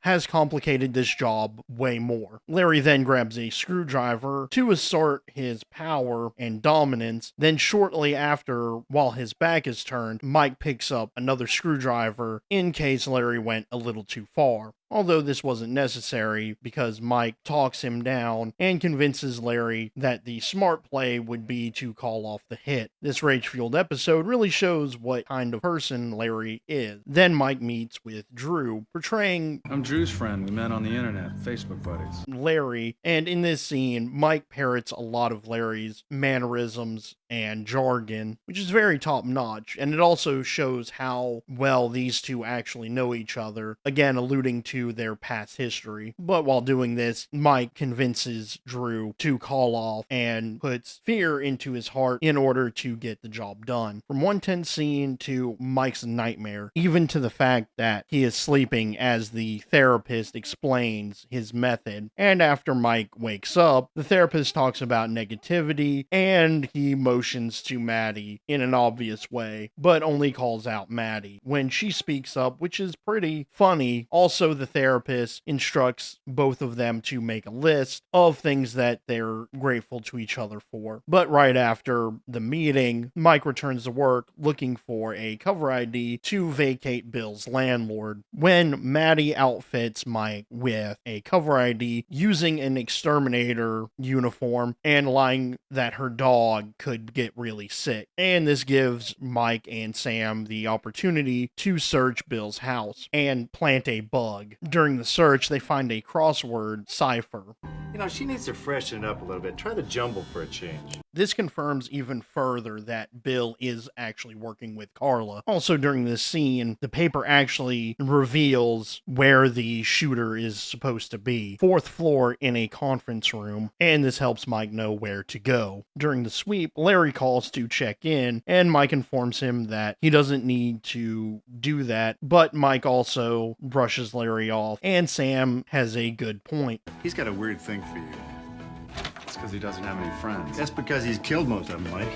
Now, I'm more of a fan of show rather than tell, but when it comes to spy adventures, I'd rather take the mystery times than not, because sometimes it is the mystery that propels the spy adventure. And what's seen is the reaction to what is said, and that gives us all the information we as the audience need. Anyway, Mike returns to Drew's in order to follow up on the firing of the other hitman, but notices Drew is hiding behind a door and dispatches him. Turns out Drew couldn't hold up his end of the bargain, and unfortunately Mike can't get a hold of Fee or Jeannie, and with one of the hitmen on his way to complete the mission, Mike has to seem like he's going to kill Drew so that Drew would give up some more information, and Mike instructs Drew to get out of town. Mike then leaves, steals a truck to hopefully save Jeannie and Fee. Also, it's interesting that Jeannie drives a Prius. All that money and all she got was a Prius. She really did marry for love. Meanwhile, the hitman is barreling towards Jeannie while Mike is trying to catch up. Thankfully, he not only catches up, he passes and forces the dump truck into the bed of his truck, which is an amazing scene. Then Fee recognizes Mike, stops for him after he dispatches the hitman. And Campbell, I hate to say it, but Fee still loves Mike. Notice how tenderly she escorts him to the car. That right there is love. At the loft, Mike explains to Larry that he is clear, and seemingly Larry leaves. Also interesting, after his shake with Larry, Mike wipes his hands, implying how dirty Larry can be. The next day, Sam reveals a recording of Bill, and they realize that Carla put the screws to him just as hard as they do with Mike. Then Mike gets a call from Drew telling him that the job is still on, and some guy named Michael Weston is going to carry out the hit, twisting the knife to Mike and confirming Larry is the one who reopened the hit by force. And the next day, when Fee is recognized by Jeannie, she knows something isn't right, which she's correct. Mike explains there is still one more killer after her. At the loft, Sam scolds Mike for his lackluster security, but Mike brushes it off, and Sam reveals that Larry is planning on something nasty if the random pharmacy fire is linked to him in any way. Also, he plans on killing Larry at the money drop. Sam volunteers to do it, but Mike insists it has to be him that gets rid of him.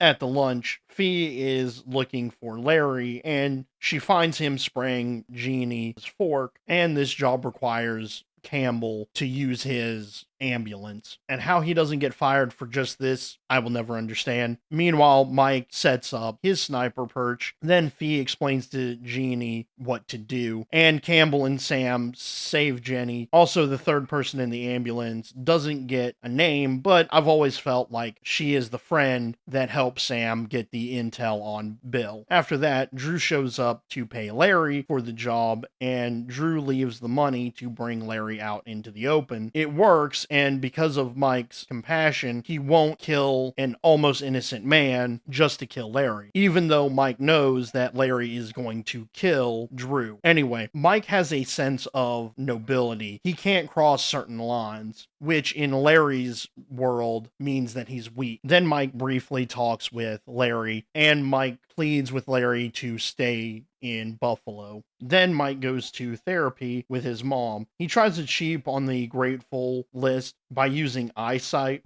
Vision?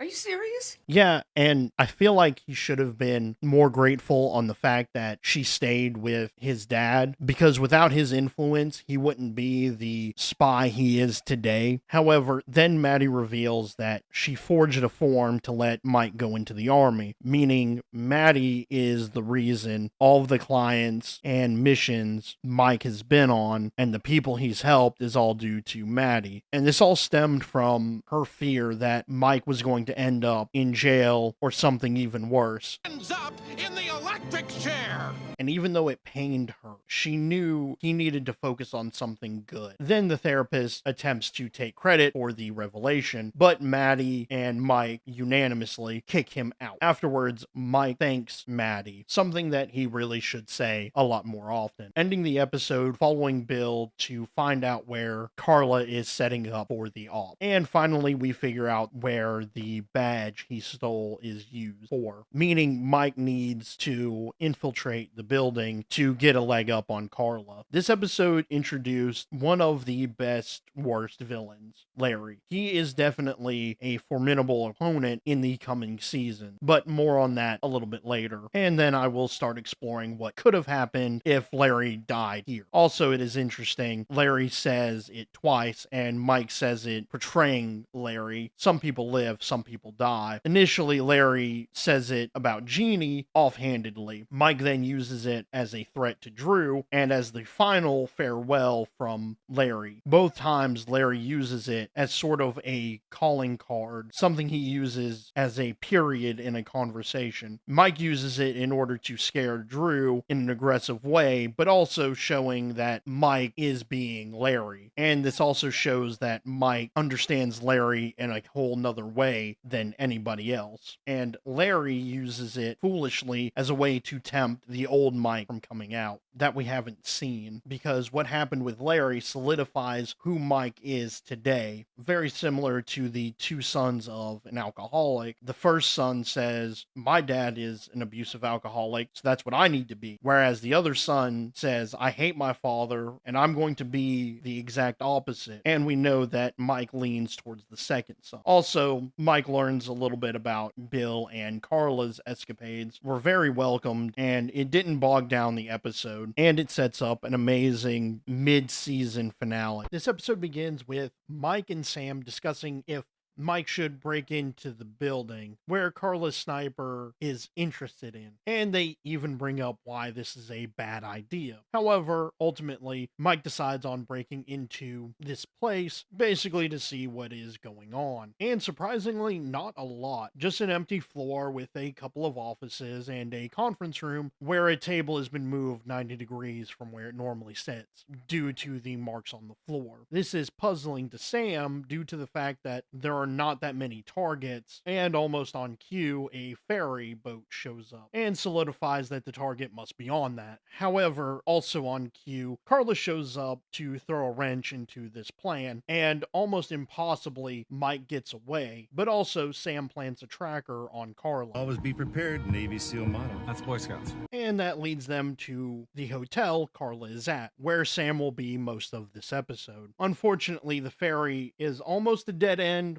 because the ferry doesn't allow pre-purchased tickets. With that being said, Mike leaves in order to hide the key card, meaning this entire time, since the second episode of this season, he presumably have been leaving it in a sock drawer. Seriously? I think this is just a way to explain what a slick is for later in the episode. But yeah, the best super spy ever, ladies and gentlemen. And as Mike is finishing up, Fee and Campbell show up to offer Mike a job from a patient of Campbell's. And this guy got beaten up to the point of spitting up blood. But at least in this scene, Fee tries to explain away the last episode where Campbell almost got fired for using the ambulance for personal reasons. And especially with this new stuff with Carla, Mike doesn't really want to get into a new job until Fee stubbornly tries to do it solo, which forces Mike to swoop in an attempt to garner favor with Fee, and agrees to meet with the guy. This is where we meet Henry at a bar, who explains that he does security and a man named Lesher is working his way to get the personnel files for the security business by attacking him. Also, a friend of his who was not suicidal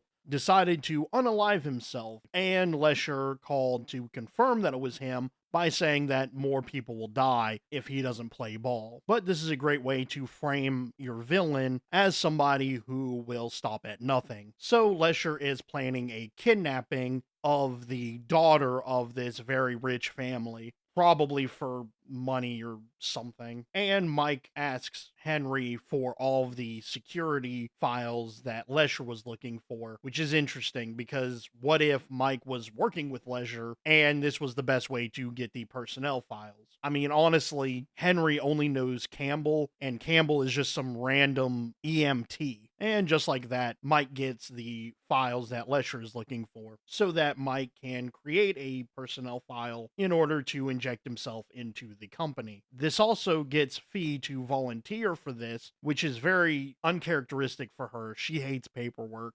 And this creates the chasm between Fee and Mike this episode. Fee is trying to help Campbell, whereas Mike is trying to gain brownie points from Fee. And with the paperwork settled, Mike decides to leave to visit Maddie, where Nate is, and they explain that Nate is starting a limo service, and Maddie took a loan out on the house, which is very concerning for Michael because she could lose it if something bad happens, and knowing Nate, something bad's gonna happen. However, Maddie earnestly defends Nate's decision, but honestly, I feel like this scene is only here to set up a scene at the end of the episode. Then Mike meets with Henry again to explain what Henry needs to do, and he is a bit suspicious. Then Mike reassures him. I've kind of done this thing before, Henry. Then Fee and Mike oversee Henry's meeting with Lesher and his muscle. Seriously? This is the muscle? It looks like a stiff breeze could take him out. Mike could snap him like a Slim Jim. However, the meeting goes about as well as it could because Lesher chooses Mike as the security detail. However, Mike does meet with Lesher at a bar where Mike pretends to be drunk in order to sell his cover ID. Also, he has a very funny line.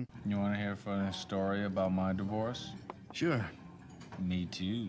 Lesher then furthers the interview, and Mike fends him off from getting a job with Lesher, basically in order to sell that Mike actually works for the security company. Next, Mike meets with Sam to debrief about Carla's surveillance and a way in for Mike. And Sam's plan is literally using the world's worst photocopy in order to trick a facial recognition software. Good thing this thing aired in 2008 because now there's a better encryption process on an iPhone. But the facial recognition is fooled, and Mike goes in, and we learn why Mike explained Slicks earlier. Because he looks for intel and finds it in the bathroom fan, where we see a few familiar faces, such as Jimmy, Nefzi, the sniper, and even Victor. Also, we get a face that we've never seen before, which could be the target for the sniper, and I'll get into that at the end of the episode with my own fan theory. At the loft, Mike and Sam debrief the intel they got. However, the target isn't in the files, which means that either the target hasn't been set or Carla just doesn't know the target yet. This is where Mike meets up with Henry again, and Henry explains what the job entails and even gives Mike a company car. Afterwards, Mike meets with Lesher again to discuss Lesher's employment package, where Lesher bribes Mike with $1,000 just to hear him out. However, this also creates a problem because Mike agrees to allow Lesher to watch the security detail to get a better understanding of how well he works. But also Mike decides to throw a little bit of discouragement Lesher's way by saying that there's way more security than previously known. And due to Mike's cover ID, he pretends to be drunk enough to where he can't drive in order to get Lesher to drive him home, where Mike plants a listening device. At the loft, Mike discusses the job with Fee and proposes Nate to help with the job, but Fee also offers Mike tuna, and Mike promptly turns it down after learning it was from Campbell. So he leaves to go get more yogurt, and as he leaves, Carla calls and scolds him because he used the key card at the beginning of the episode, which is very interesting that this shadow government has millions and millions of dollars, but they couldn't have given that office of security a picture of Michael. I mean, she has one, it's right there. So this whole ordeal could have been avoided, and Mike is able to brush her off. The next day, Mike then meets with Sam in order to get some extra security on this job, but also he recruits Nate as well, and Nate is excited about the job. I'm gonna frame this. Well, maybe I'm gonna break this up into smaller bills and frame one of them.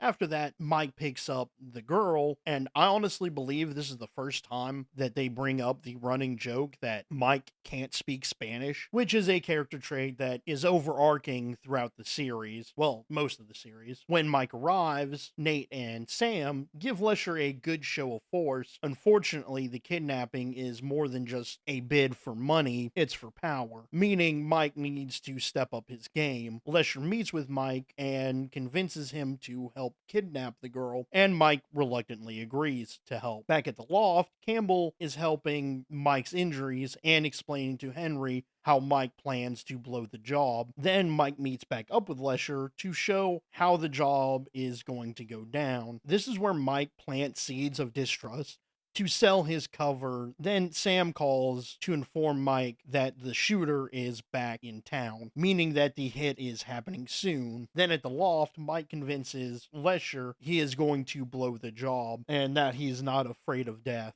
But during this exchange, Fee gets misty-eyed over what Mike says because of the parallels of what he's saying to their relationship, which is good, and I wish I could show this scene in its entirety because the facial expressions of Fee really sell their relationship. Anyway, Mike then meets back up with Lesher, who is furious about Mike's change of heart, and Mike gives Lesher a list of their crimes, which pisses Lesher off even more, and this is where Lesher calls off the job. As Mike leaves the meeting, Mike gets jumped by one of Lesher's guys. However, Mike is able to fend off the lowly hitman. Also, he didn't use the muscle, which is sad because it would have been a little bit more poetic, especially after they zoomed into him and said that he's the muscle. And during this time, Henry calls to inform him that the job is still on and that the new security guard is going to meet in early retirement. Then Mike meets with Henry in order to explain how he is going to save the day. Then Lesher and his muscle are at the country club, locked and loaded, when...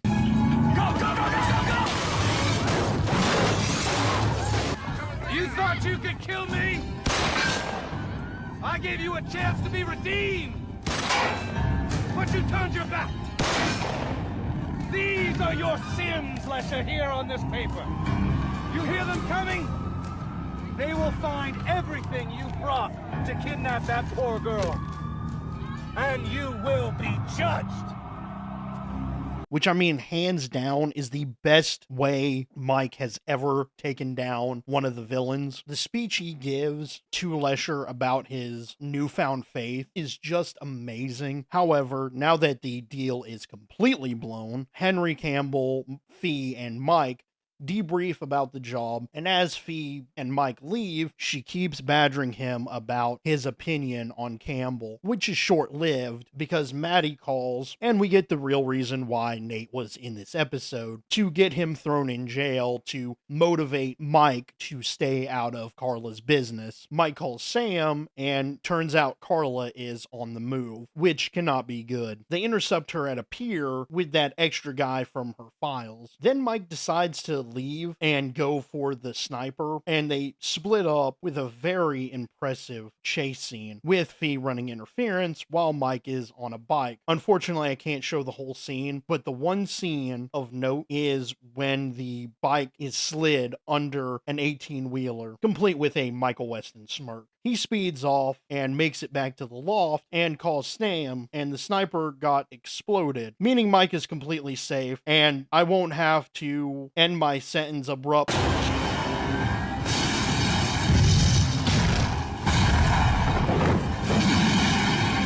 Oh, that's crazy.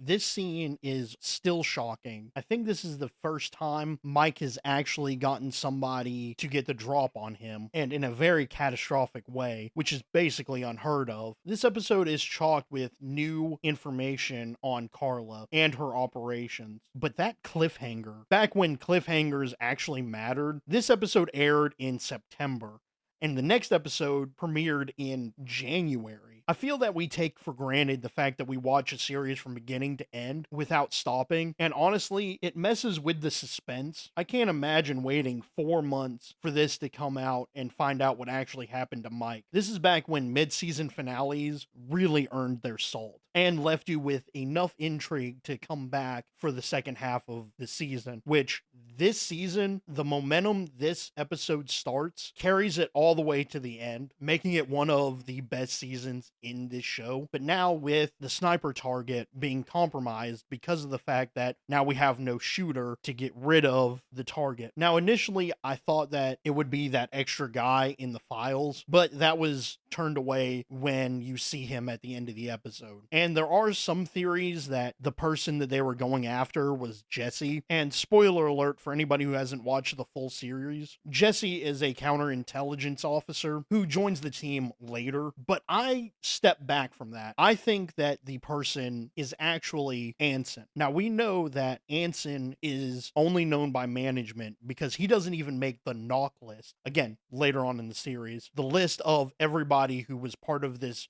big conglomerate, the only people who knew he even existed was management. It was just me and management. Two guys with a dream.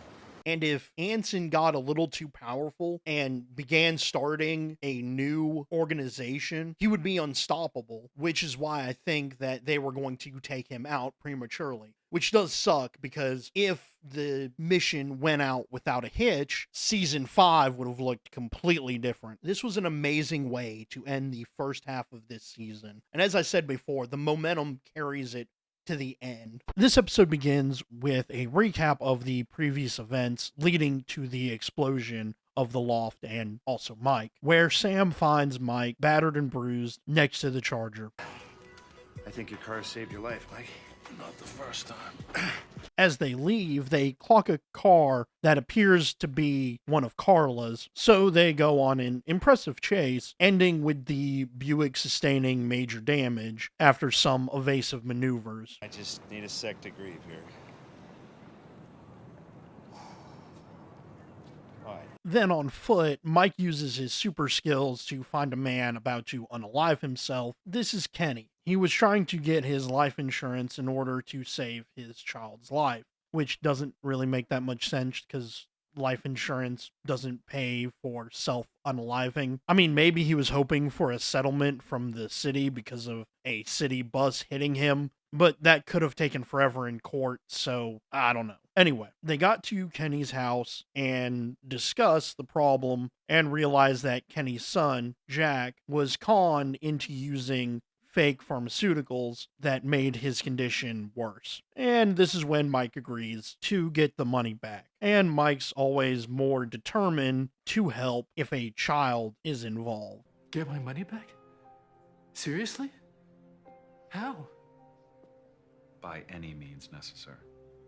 And this really shows how Mike's character is. He will go to the ends of the earth to help a poor child, even after being exploded. Then Sam and Mike have a conversation about this job in this matter, even busted up. Mike can't let this problem just go away. Then one of Carla's guys finds them. Sam wants to run, and Mike breaks a window and gets into the car Carla sent. And even after a traumatic episode, Mike is still funny. Carla, new office. I like it. Carla and Mike talk about the botched operation from the last episode, and Mike demands Nate be let out of prison. Also, another funny line. I am flattered that you think I'm that devious, but I didn't blow myself up for your benefit. However, he gets let go, and when back at the loft, Fee explains how lucky he was to survive the blast, and Fee is tasked with finding out as much as possible about the bomb. And she even questions Mike getting this new client, and Mike effectively makes her feel 2 inches tall. You want to call a guy, say sorry about your kid, but I got a lot going on right now? And what luck. Sam is able to find the clinic of operation in order to basically shake the trees by getting Sam to ask about pain, and Fee posing as a pill pusher. Thankfully, this works, and they get confronted by the enforcer, Todd, who tells them to move on, but Mike arrives and dispatches him quickly,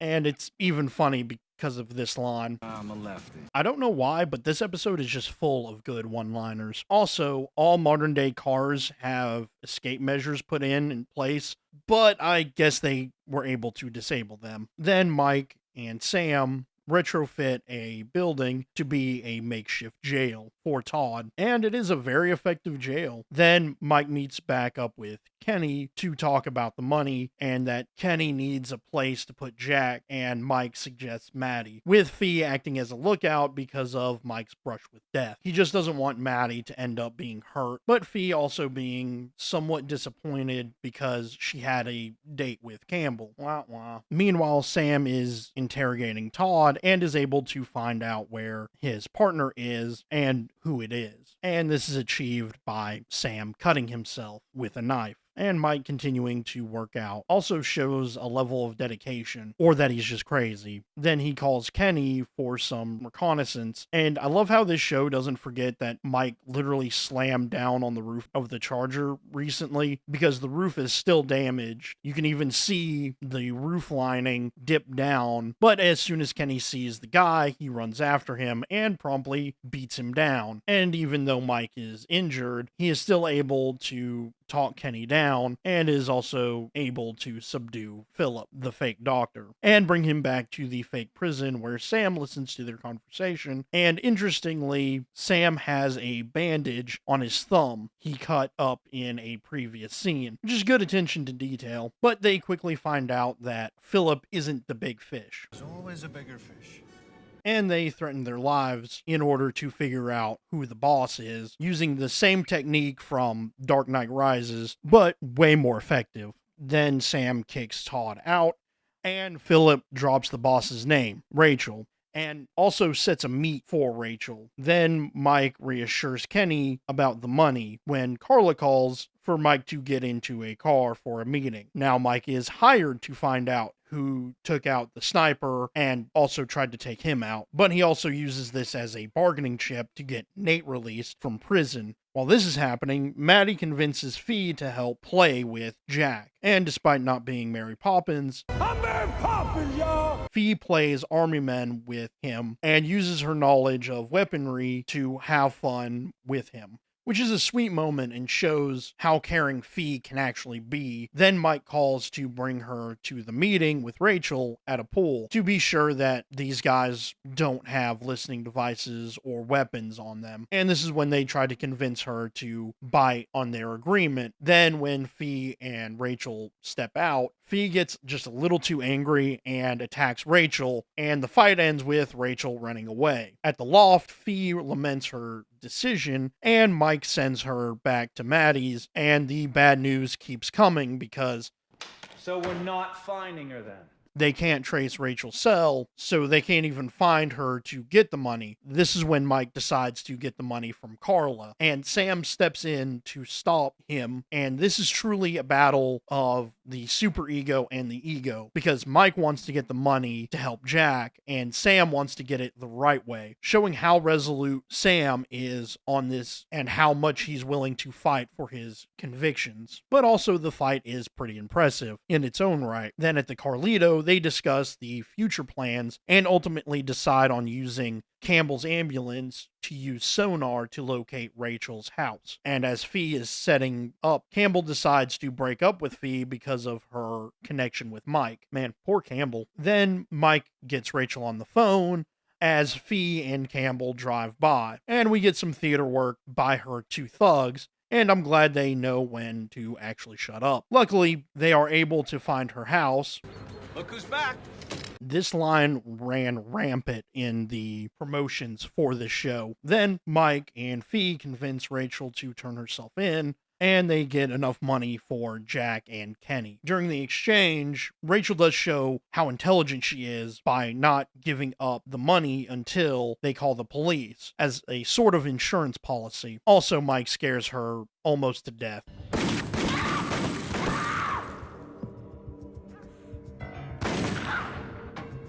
Then Mike meets with Kenny for the drop-off, and Mike gets a picture drawn by Jack of Fee and Mike together. Then Mike and Fee debrief about Campbell and some information about the bomb and a potential lead by checking the security tapes at local businesses in the area. Mike leaves after showing Fee the picture, and she longs to be with Mike. As Mike returns to the loft, he meets with Carla, and Funny thing, I poisoned all my yogurts, just in case you came by. I mean, honestly, he might actually do that, but they debrief about the explosion. Mike lies about who and how it was set up, although Carla calls him out for this, meaning she knows he's lying, and now he knows she knows. Ending the episode with Mike explaining how he is going to get through this brush with death. This episode did a good job of treating Mike like a human. There were plenty of times he had to slow down or wince in pain to the injuries he sustained, and the fact that his car didn't just magically get fixed says a lot about the writer's also very interesting fight for morals that foreshadows something way in the future. And the client was mostly believable for the most part, and it did end with a satisfying conclusion. And it is interesting that Carla doesn't have all the answers now and is leaning on Mike to try to help her. This also shows how desperate she really is. As a mid-season premiere, I couldn't ask for a better resolution. This episode begins where the last episode left off, looking for the bomber by stealing a DVR from a storage container yard, and with some help from Fee, who has already learned the specs on the current system, allowing Mike to pose as an IT person to steal it by replacing it. And to get away clean, Mike rigs a computer to call all the company's phones at the same time, and he leaves right in the nick of time. When viewing the footage, Fee plays with Mike. The one who burned you is closer than you think. What? Then Mike finds the bomber, but this is just the start. Now he has to actually find him. Then Mike meets with Sam to discuss this, when Sam asks Mike to join a job for Dolphins tickets. Then they meet with a coach played by a former NFL football star, Michael Irvin, which is probably how he got the tickets, I guess. I don't know anything about sports. Anyway, one of his players attacked a gangbanger for roughing up his sister, showing how admirable he is. Unfortunately, he is staying at the coach's house, so Sam picks them up to talk about their predicament. However, as they leave, Carla is sitting on the charger, rude, and forces Mike to join her at the office from the last episode, and Carla gives Mike a bunch of information on the bombing in order to help him with the investigation. So Mike leads her away to get some extra time tracking down the actual bomber on his own. Sam leaves, and when Mike gets in the loft, Fee is ready to scale a full-blown war with the gangster, and Fee is always willing to help. Use a golf club next time. Greater force to a smaller area. After the client reiterates the story, Fee is even more fired up and convinces Mike to take the job from Corey and Tanya. Next, Corey shows Mike and Fee who they are up against. Felix Cole, a stone-cold gangster, or anyone who attacks a 15-year-old is a pervert. And this is when Mike finds out that Corey is greenlit by the entire gang. Also, we see Tony Soto, the actual boss, after which Mike and Fee meet up with Sam to form a plan of attack, and Fee convinces them to become the new car thieves in order to put Felix out of business. However, this means that they need to stash Corey and his sister. Thankfully, they have Maddie to watch out for them. Then Mike and Maddie discuss the fact that Nate was released from prison by the people who put them there. Sometimes I forget how complicated your life is. Oh no, I've gone cross-eyed. Yeah, very complicated. Then Mike dons the clothes of the new carjackers, and they have an impressive shot of them looking tough. Wait, that's the bloopers. Here's the actual shot of them being tough.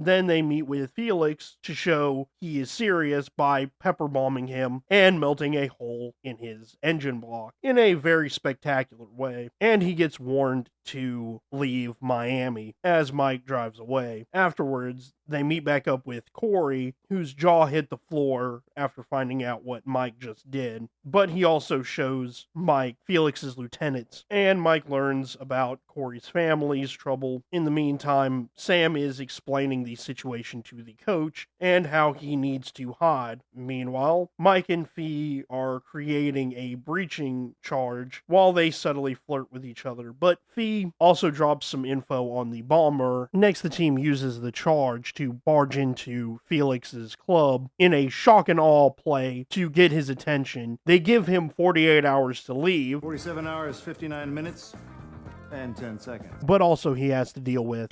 Plus, your place is on fire.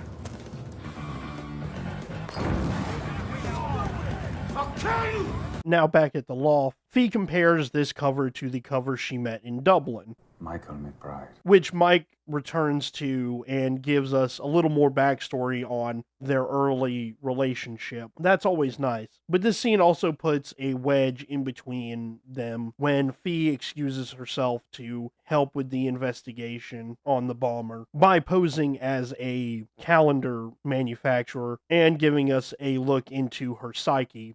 Nothing turns a woman on more than when something goes boom. However, she is able to convince the foreman to bring her the intel she needs. Next, the team individually take down the lieutenants and drop them off in front of Felix's club, further enraging Felix, and after Mike is able to effectively dispatch Felix, Tony Soto calls to set up a meeting with Mike by leaving some of Tony's men with Sam and Fee as Mike leaves for said meeting, showing just how devastating the team has been that the boss needs to speak with him. Behold, the ghost haunting Felix Cole. Now Tony is looking to replace Felix, and Tony gives Mike a job by bringing him a hot ride. His job is to clean it so that they can sell it. Meanwhile, Sam did some recon on Felix, and he is pissed about everything that's going down, adding pressure to the Corey situation. Then Mike cleans the car. As Sam takes it on a joyride, Mike meets back up with Carla about the bomber. She infers Fee is the culprit. However, Mike squashes this theory, but also takes all the information about foreign bombers. At Maddie's, she is going through old photos, and she reveals how messed up Mike's family was, and how Mike is very similar to Corey, because they are both good big brothers. Meanwhile, Fee returns to the demolition foreman to get the headshots of all the suspects, and is able to narrow it down to Derek Poole. And after revealing this to Mike, the coach shows up to the loft, battered and bruised. I guess he didn't take Sam's advice to lay low, and due to Mike's dealings, Felix is floundering and is using the coach to bring Corey out of his hiding spot to unalive him. At the Carlito, Sam explains how Felix is going to unalive Corey, so Mike bulletproofs Corey's car before the meeting with Tony about the project car. Then naturally Tony wants to see the operation, and Mike drives right into the ambush, using Tony to create a misunderstanding, which is a good thing that Mike armored the car. Mike then allows Tony to get rid of Felix before they work together. Then Mike and Sam meet with the coach to debrief with Corey. Look, if you get anywhere near the Super Bowl, I want tickets, okay? I want to be sitting on a goalpost.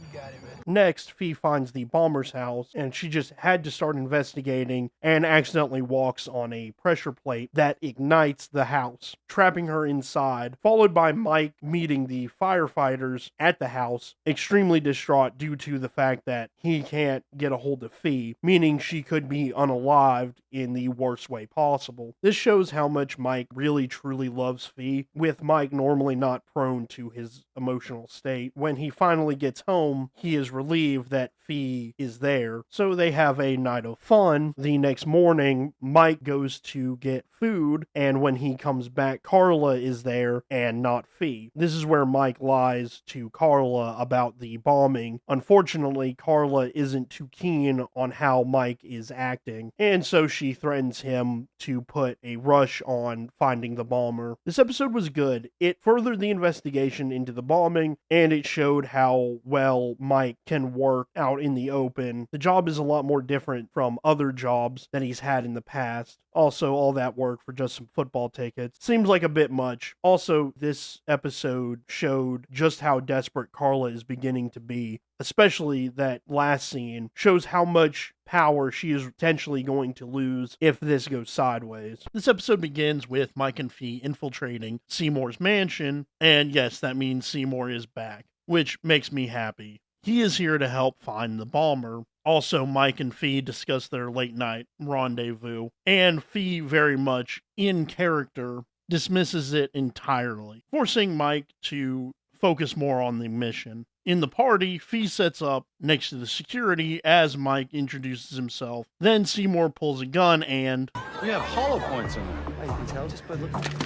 No, I can't, but I can distract you long enough to take it. This gets Seymour's attention, and he agrees to help for a fee. But Mike doesn't have the funds, so Seymour fronts the money, which scares Mike, and Seymour is so impressed, he says, All right, jackass.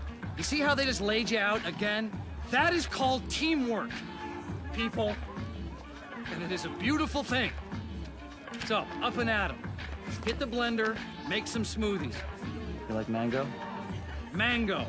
Another classic scene from Seymour. After the meeting, Mike talks with Fee about the money he is borrowing from Seymour. This is when Fee suggests that he gets a job, and Mike complains about getting a W-2. Has he not been paying attention in the last 2 seasons? I mean, honestly, every time he's needed money, he's been able to find a job to compensate for himself. Why is now this big ordeal? Anyway, luckily, Fee has a job in store for him, dealing with an art dealer.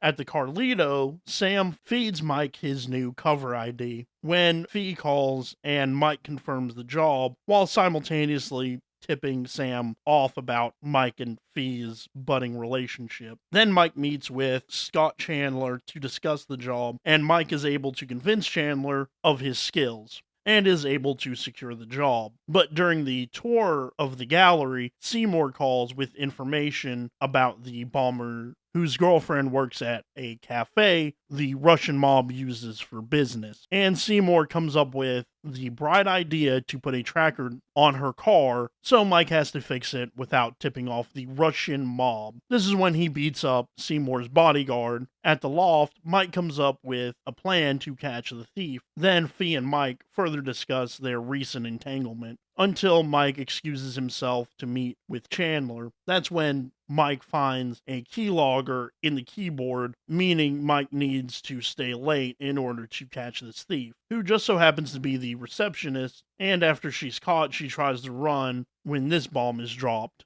He'll kill me. Chandler. Yeah, that sounds a little hardcore for an art dealer. You don't understand. He killed my father. Meaning Melanie is also scared for her life. Turns out her dad is some famous painter, and after her dad went to another art dealer, Chandler killed him and burnt down the studio, and possibly stole this famous painting, A Lady in White. And Mike agrees to help, providing the story checks out. While Mike is working out, Sam is able to confirm the story. This means Mike needs to cover Melanie's tracks by creating a portable electromagnet that he deploys in the security office. It is always funny to see shows dealing with computers because the visual effects don't look anything like what would happen in the real world. However, this works, and Mike uses it to scare Chandler. Also, I love this. Hell, for all I know, it could have been some guy walking in with an electromagnet. The fact that he can look Chandler in the eyes with a straight face and tell him exactly what he just did is amazing, as well as this scene. Do you want me to find this guy with one hand tied behind my back? I mean, are you hoping he walks through that door, stands in front of you and says, "Hi, I'm your spy"? That always makes me laugh. Then Chandler acquiesces to Mike's demands. Next, at the Carlito, Sam debriefs with Mike about the files Chandler released, leading them to the muscle. During this meeting, finally Sam is brought up to speed on Fee and Mike's relationship. Then Fee and Sam size up the muscle, while also talking about the fact that Sam now knows about everything going on with Fee and Mike. Then Fee is able to effectively bring the muscle back to his room, with Sam just outside the door as backup. Fee then spikes the muscle's drink, but that doesn't work because he doesn't drink it. So Fee breaks 2 bottles over his head as Sam tries to break into the hotel room and fails miserably. However, Fee is able to plant the bug. The next day, Melanie shows up to the loft, scared that she could be looking at an early grave, but Sam reassures her that Mike is on it. Then Mike goes to Chandler about a story of a 2-man crew breaking into his house. That sounds oddly familiar. And Mike becomes a little bit more aggressive. Also, Some spy gets blacklisted, goes freelance. He could be standing right in front of you and wouldn't even know it. this episode is just chocked full of fourth wall breaks. But during this exchange, Mike is able to convince Chandler to let him get carte blanche with the security system, including access to the cameras that become very useful during that night when Sam is using them to direct Mike so he can investigate Chandler's office. This is where Mike finds a wall safe that could hold the intel, but they're going to need some new equipment to break into the safe. The next day, Melanie meets with Mike about the things happening at the office. Afterwards, Seymour calls to inform them they found the bomber's hideout. Unfortunately, they aren't equipped to breach the compound just yet, which makes sense considering the last hideout was rigged to burst into flames, meaning he's a little bit paranoid. As Mike scouts the compound, Seymour attempts to reason with Fee about Fee and Mike's relationship, and it seems to work on Fee at least a little bit. When Mike and Fee return to the loft, Sam is filled in with the bomber, and Sam reveals he was able to find the equipment they need to break into Chandler's safe, which is deemed unnecessary because Melanie makes a huge mistake by going to the office to look through documents that were supposed to be shredded because it was a trap. It's a trap! And because of the screw-up, Chandler shows up to the office. Mike, thinking on his feet, gets Melanie to rig a fake explosive device and sets Fee to rig Chandler's card to blow. Also, he gets Sam to tangle with the muscle again. Mike calls Chandler to warn him about the fake bomb. Finally, Chandler reveals why this thief is after him. As he returns to his car,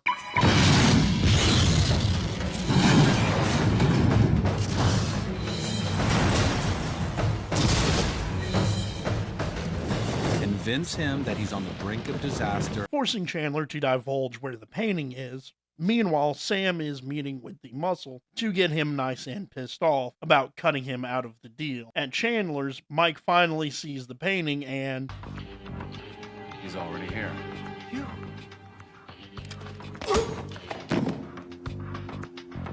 That's the thing about spies. You never know who they are.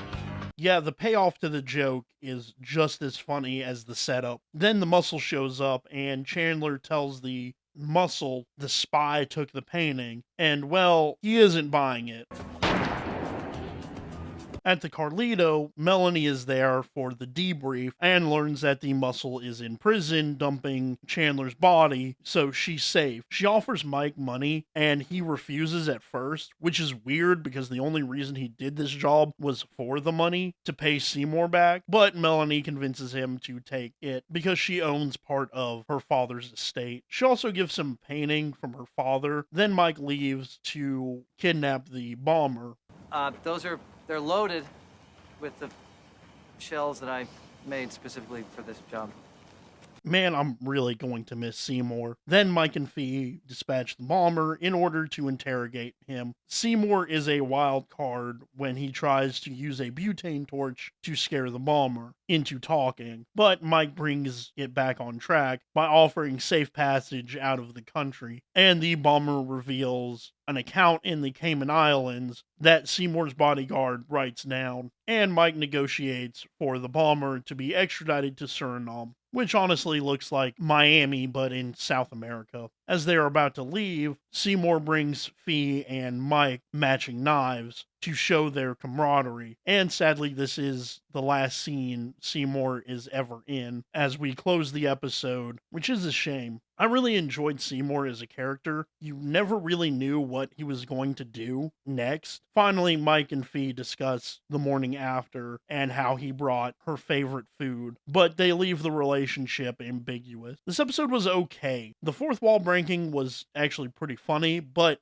most of this episode was dedicated to Mike and Fee's relationship over getting the information about the bomber. It is a relief that they find the bomber, but it just leads to more questions than answers. And as previously stated, Seymour never graces the series again without even a word as to why. It would have been good to have him be a mainstay, even if it was just a few episodes. However, the next episode is really explosive. This episode begins with Mike hot on the trail of the owner of the account number found in the previous episode by treating Barry to lunch in a pretty swanky place, and... Well, at least I can get a good mojito here. We're on a budget, Sam. Yeah, but why can't Sam just pay for his own drinks? I mean, doesn't he have his own money? Anyway, Barry begins acting strange, and Mike picks up on this real quick, but not quick enough to escape Bly, that agent Mike blackmailed to leave him alone. And after some back and forth, Mike decides to back down and offer a truce by handing over all of the evidence that would cripple Bly's career. All because Barry is linked with Mike, and Bly can go after both of them. So for Bly, I guess it's... Welcome to Miami. When Fee hears the news, she suggests that Mike should just use the blackmail to go scorched earth on Bly. But Mike, being more level-headed, decides on a different tactic. When they return to the loft, turns out Bly is able to make Mike miserable by using bureaucratic red tape, or yellow biohazard tape. Bly convinced the government that his loft is unfit for human habitation. Mike attempts to go grab an outfit when, what luck, Bly already has a bag packed. I have to say, for a tough guy, you sure dress like an Easter egg. Now at Maddie's, with a cigarette in her hand, she scolds the fact that Mike shouldn't be living in the loft anymore for health reasons. But this whole part is just so that we can meet our client for this episode, Paula, who has a stalker, meaning Mike and Sam now have to scour apartments in order to find this guy, and so far, no luck. As they regroup to figure out a new tactic, Sam drops some info that he has a date with a wealthy socialite, and even though it doesn't sound important, it kind of is. She is... Millions is a beer distributor. The woman of my dreams. You have many women in your dreams. So I'm a romantic. But As they're about to split up, Paula calls and says that the stalker is at her job, meaning Mike needs to get there as soon as possible. She works at a private bank, and Mike is slowly putting the pieces together. But this has to wait because, of course, Bly shows up to strong-arm Mike and asks for everything Mike has on him. I want every piece of paper you own that mentions me. Files, phone records, the page in your diary where you drew little hearts around my name. As they end the conversation, the stalker shows up. He's not a stalker. This is a robbery. Stay quiet, follow our orders, or people die.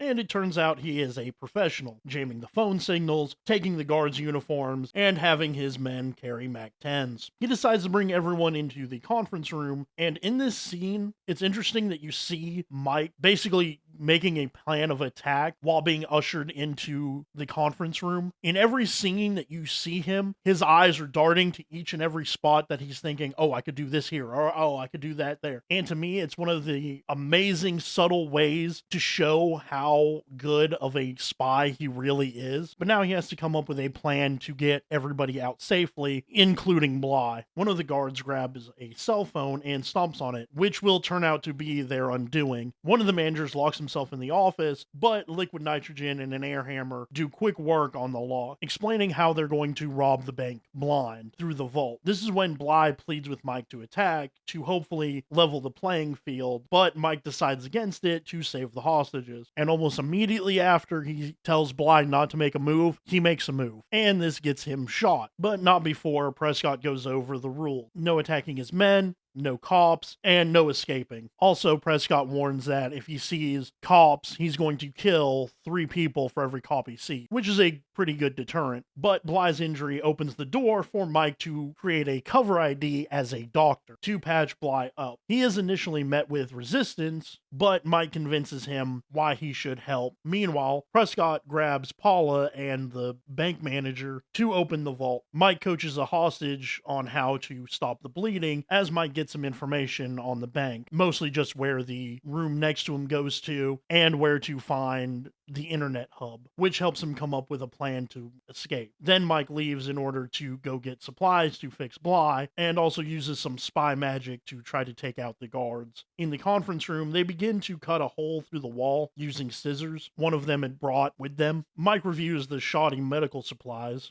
We're gonna need to search desks and purses for some real pain meds. No, you can do it with that. With gauze? Right. Where'd you get your medical degree? I love how arrogant Mike is, considering he doesn't have a medical degree. This just shows how well he is at playing a cover ID so deeply. This convinces the guard to allow him to search the office. While the guard is distracted, Mike grabs the destroyed cell phone in order to call out, using the bank's mainframe to boost his signal. And who gets the first call? It's Sam, who is just so happened to be on a date with that dream woman, meaning he has to leave her to help Mike blow up a hole in a bank, leaving the poor rich socialite alone. At the bank, Mike begins to sabotage the team, first by tampering with the air hammer, then by putting pills into one of the guards' Red Bull to incapacitate one of them. But when he returns, he gets hit on the head for being late. Also, good attention to detail. There's blood where Bly got shot, still on the wall and carpet. After regaining his composure, Mike helps Bly while talking to Paula about Prescott's plan. I'm glad they explained that Mike is good at medical procedures despite the fact I don't believe that man's ever been to medical school. But Mike patches Bly up. In the meantime, Fee and Sam argue about why Sam was the first call, and Fee knocks Sam down a couple of pages. In case you're wondering, you'd be my 19th call. I'd call Madeline before I called you. Then Prescott needs Mike to go to the vault. When Sam and Fee arrive, Fee gets upset that Sam doesn't know when to blow the wall, and Sam goes, Look, it was a brief conversation. We didn't talk about shoes or movies either. Could you just place the explosives already? Which in a future episode, Fee gets distracted by a gun buy, so this is definitely checks out, especially since when Mike was trying to get his fake ID, she was distracted by shoe shopping. Anyway, in the vault, one of the guards got hurt by the tampered air hammer. And when I first saw this episode, I thought Mike was going to be using it for like a standoff. But as I grew up, I realized it's kind of a stupid idea for him. Anyway, Mike uses liquid nitrogen to cauterize the wound, but also sabotage Prescott's gun. Then trouble in the conference room because they got found out about the plan to cut through the wall. Sir, watch the door.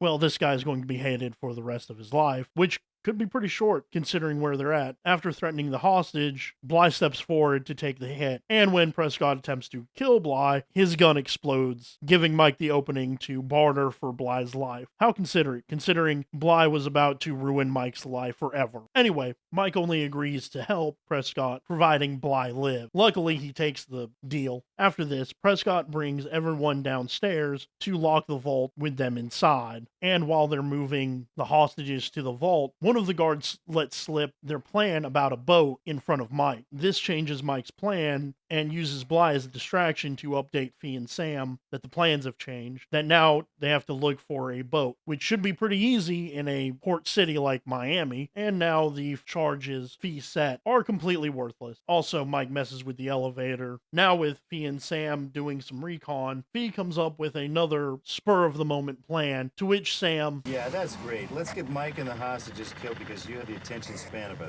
3-year-old.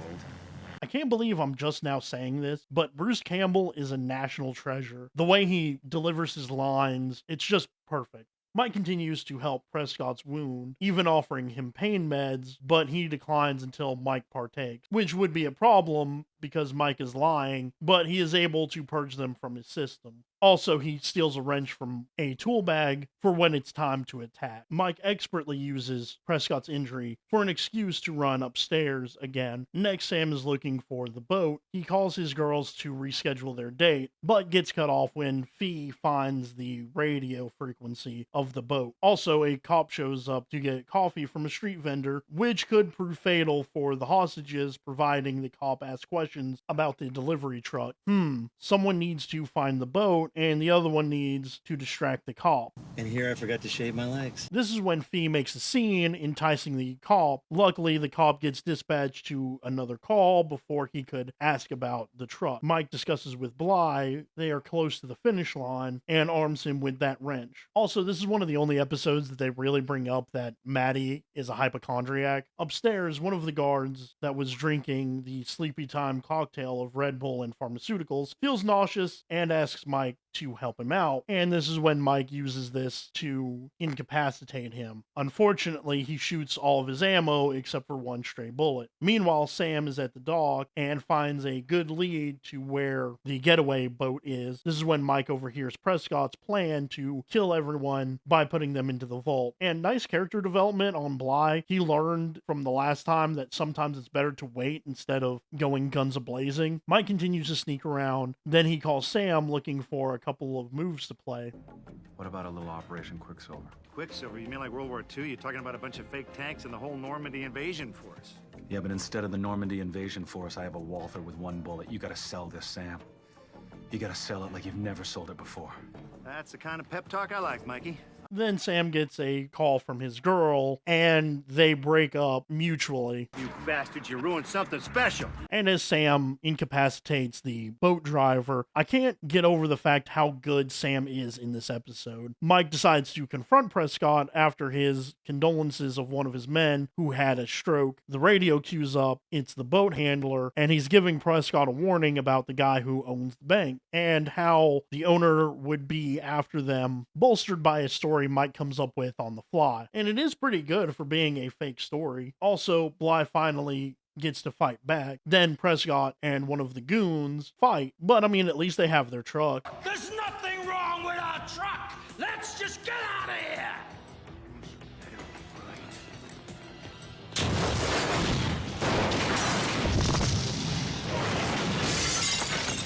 Which, I mean, is pretty much just cruel, but very funny irony. Prescott then kills his goons and leaves the bank, and would you look at that, the cop that Fee distracted just so happens to be leading the charge, which I guess makes sense because he probably was in the area still. After the smoke clears, Bly and Mike make up, and Bly even arranges to track down the account number. Paula was able to tell Maddie about the crazy day that just occurred. Also, this whole episode was all done in one day because Mike never changes his clothes, although I would have liked to see him in that Easter Bunny outfit. But as Mike is about to leave, Maddie's with the blackmail in hand. Maddie convinces him to stay for some food. The next day, Mike informs Barry he is safe and sets up a code word for when he's wired that never gets brought up again. When Mike meets up with Fee and Sam and resolves the reason for why Sam was his first call, because Fee didn't answer. Oh well, now he's the first call forever. Finally, Bly gets his blackmail and Mike gets the info on the man who tried to kill him. However, this is kind of a bittersweet victory because in the process of looking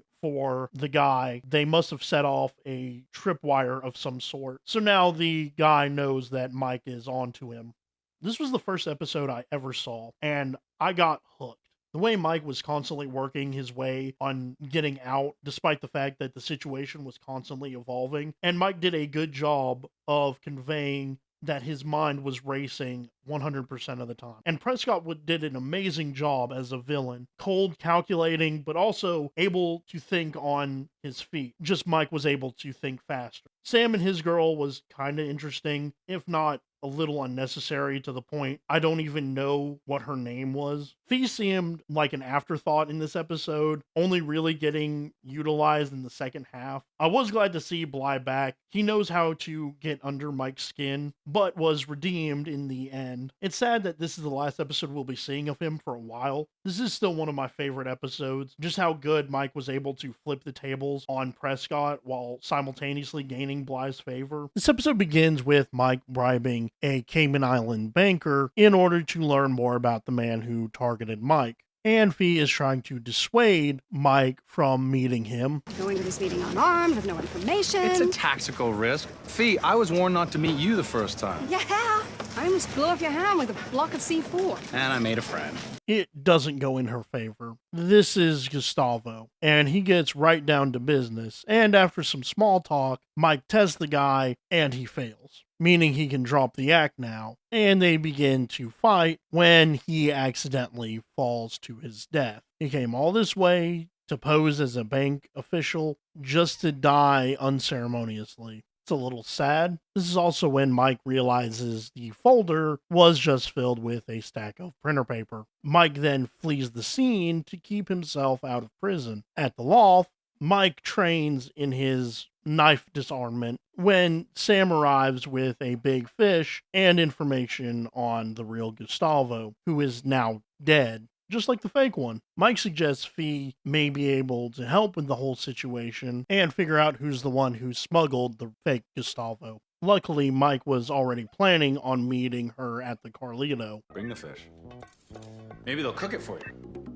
As he leaves, he is met with a gentleman who needs help, shocker. Turns out the man who killed this man's daughter is in Miami living a life of a wealthy socialite, instead of facing the justice he so richly deserves, because killing the man's daughter is barely the tip of the iceberg. Unfortunately, Claude, the client, only has a bogus letter and a story, so Mike passes on the job. However, Claude and Sam browbeat Mike to accept the job. Also, I love how Sam knows Mike is going to break, so he gets some intel on the rich socialite, Jean-Pierre Dumont, while waiting for Fee. But before Mike can meet with Fee, he gets a call from Maddie concerned of a break-in. Turns out somebody stole her car radio. FYI, people still do steal radios now. How you think I got this suit? Which is a little weird, but people do still steal radios. But she wants Mike's help to find the thieves, and it's a great way for her to spend time with her son. Also, she needs a ride. Because the car won't start now. Because the tape deck is stolen? Hey, blame your father. He installed the radio. He wired the damn thing to the ignition. Then Mike and Sam do some recon at a bar where Jean-Pierre Dumont frequents. However, he is going by a new name, Luc Renard, and due to the fact that Fee is more likely to join Luc Renard in the VIP suite, Mike calls her up to provide a way in using her ability to speak French, which I guess makes sense due to the fact that she used to live in Europe, and learning French is probably a huge asset to her time in the IRA. Anyway, this works, and she is invited into the party, and luckily, she gains the favor of Luke, and is even invited to his home for a party, where she gets a private tour. However, she gets stopped before heading into Luke's office, because he leaves to prepare for something. This is when Fee uses her time wisely, and uses this as an opportunity to snoop. She also leaves a listening device. Luckily for her, Claude begins to create a distraction, which is lucky for her, but unlucky for Mike, who now has to save him without being seen. This is when Mike does something incredibly smart by using light to mask his presence. It's a very nice touch, and he does have to drive off under gunfire. At the loft, the perplexed Claude is wondering why Mike is helping. Because that's the kind of guy he is. He's an honorable man, just like they told you. He's just a little slow sometimes. This is when Sam and Mike assure him they are going to convince Luke to give them something to prove Luke is actually Jean-Pierre. At the end of the meeting, Mike warns Claude to go into hiding until this is all settled. The next day, Fee meets with Sam and Mike to discuss the fake Gustavo, and Sam and Fee continue their animosity towards each other. Sure as hell not a people person. You want to take over, Sam? Oh, wait. That's right, I forgot. All your friends wear uniforms, which makes you useless. Hey, who found out about this guy in the first place, huh? The fact Mike has to keep them focused on the job is just funny to me. As Fee leaves, Sam outfits Mike with a cover ID, and Sam is also tasked with meeting up with those FBI agents who used to follow Mike in the first season. I, for one, enjoy the continuity of the characters coming back after some time has passed. It gives the world a little bit more substance. While the agents are on a stakeout, watching some old woman, Sam shows up to dangle a new assignment in their face to hopefully persuade them for their help with Claude. And luckily, the bait is just way too good, and these two are able to bolster Mike's cover ID. as a guy who's trying to help Luke disappear from further investigations, especially from the FBI. And Mike is terribly convincing to the point of concerning Luke that he might actually need Mike's help. Meanwhile, Sam drops by to help Maddie, and she is just as convincing as her son. She cons Sam into dropping her off at her stretching class, and then to further the con, she invites him to be her partner. You all right, Sam? This body was not built for the hip adductor stretch. This causes Sam to use beer to soothe the pain in more than just one way. This is when Luke finds Claude's hotel room, meaning Mike has to save him from a firing squad again. Now, the first time, that was definitely on Mike for not communicating with Claude that he is going to actually take the job. This one's on Claude. Mike warned him to stay away and go into hiding, but he didn't listen. But I'm kind of glad that he didn't, because this is one of my favorite standoff scenes in the whole series, because Mike is able to defuse the situation without a shot being fired, and more importantly, keeping his cover intact.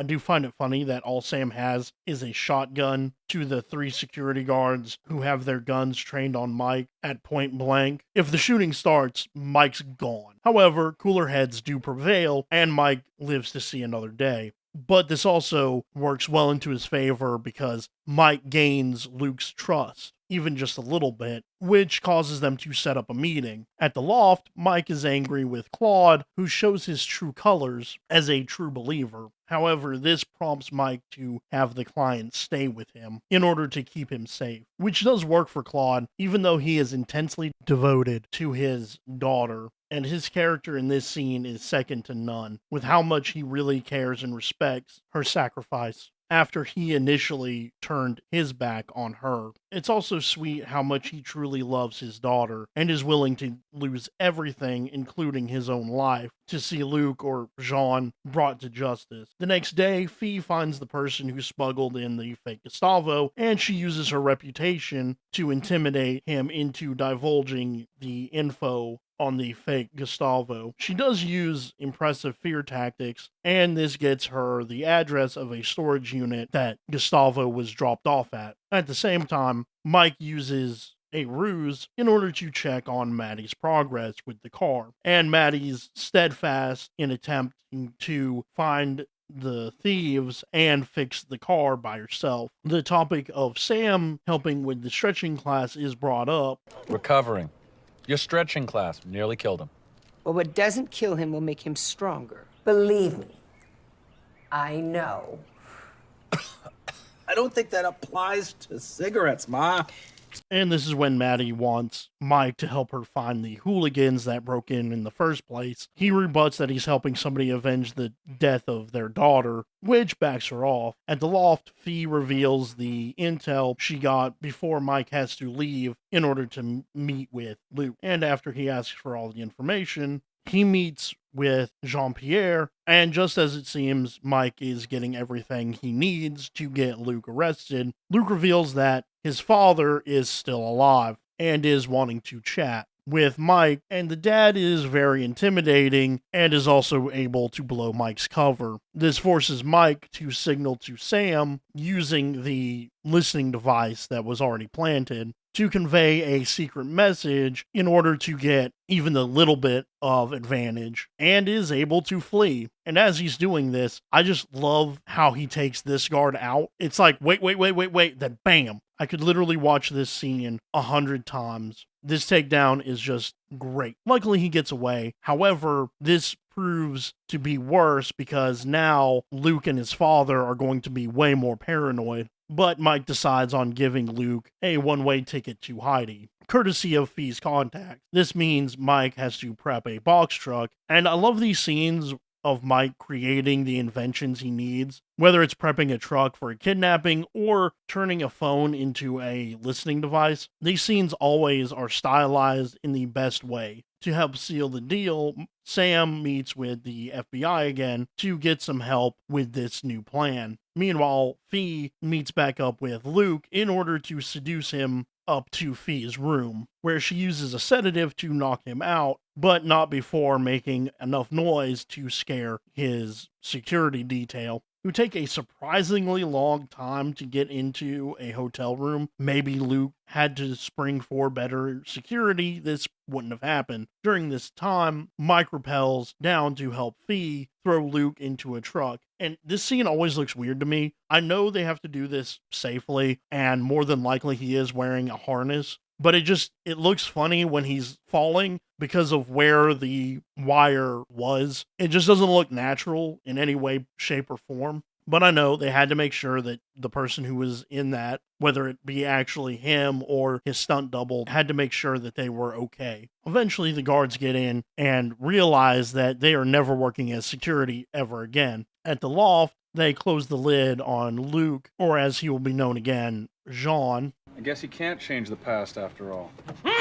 And Mike finally is able to convince Claude to go back to Heidi, but not before Claude gives Mike the best compliment he could. Also, it's nice that Claude tells Mike that his daughter would have liked him. This shows just how much reverence Claude shows to Mike. After that, Mike returns to Maddie's to attempt to help her with the car, but she already fixed it, and gives a little bit of insight onto why Mike's dad wired the car the way he did. This is a wonderful scene that brings Maddie and Mike a little bit closer together. Then Sam drops off some info about Jean's company and possibly enough to go after the father. Then Mike and Fee use the information of a storage unit to hopefully find the man who is trying to take out Mike. This is when Mike shakes the nest and a guy starts running and doing some impressive parkour.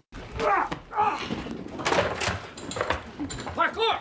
Only to realize that the man that they are looking for is Victor. Wait, whoa. Victor? Victor's the one that took the shot at Mike and also took out the sniper and ruined one of Carla's missions? The guy who was gung-ho about everything up until this point? Huh, that's interesting. Which also begs the question, if Victor just fell off the earth, why wasn't she thinking that was the first person? Because we learn that Victor is just as good as Mike when it comes to spy knowledge. So why wouldn't he be suspect number one if he just went dark? I guess maybe if Carla never contacted him during this whole thing, but still feels a little weird, especially since he's the only agent that we know of that's still in cahoots with Carla. So why wouldn't she think this was the first person to go to? But anyway, unfortunately, Mike is separated by a fence, so he can't actually go after Victor. But it is nice to know that they have an enemy that they can go after, or possibly a friend, I don't know. This episode was okay. Not bad, but not really that great. Honestly, if it wasn't for the twist at the end, which is honestly this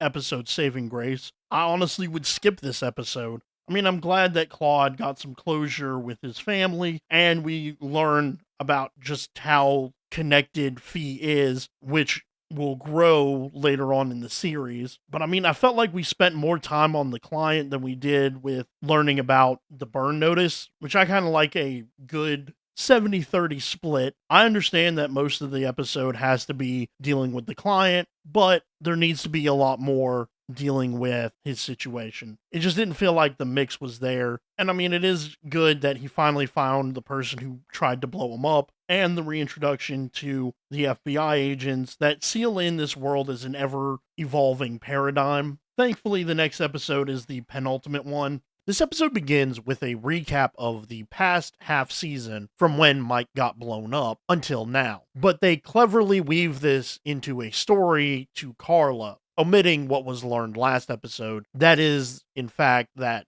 Victor is the guy they're chasing, in order for Mike to hold some of his cards. And this is how Mike is going to try to leverage for Carla's men to back off, as to not scare the person who is trying to kill him. However, she needs a little bit of proof he is telling the truth before acquiescing to Mike's demands, but also this means he has to lock down for a bit. So Maddie is forced to stay at the loft. I do find it funny. You had to send Sam No offense. None taken. Then after some small talk, it sounds like Mike has some company, and kudos to the writers, everyone draws their weapons, including Maddie, who grabs a steak knife. And the tension is released when Mike calls for Sam.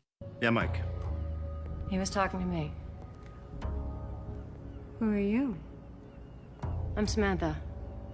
And that's when it's revealed they were going to get married, shocking everyone in the room, especially to Fee, who is, understandably, taking it the hardest. In the meantime, Mike is talking with new Sam, old Sam. I'm just going to call her new Sam. He briefs her a tad while he locks back down. But of course, she has a job to be done. So they meet at a bar to debrief and get eyes on Brennan, an ex-spy who is using his knowledge to gain wealth. Another dark mirror of Mike, if he was a little bit more concerned with money than helping people, making him Evil son of a bitch.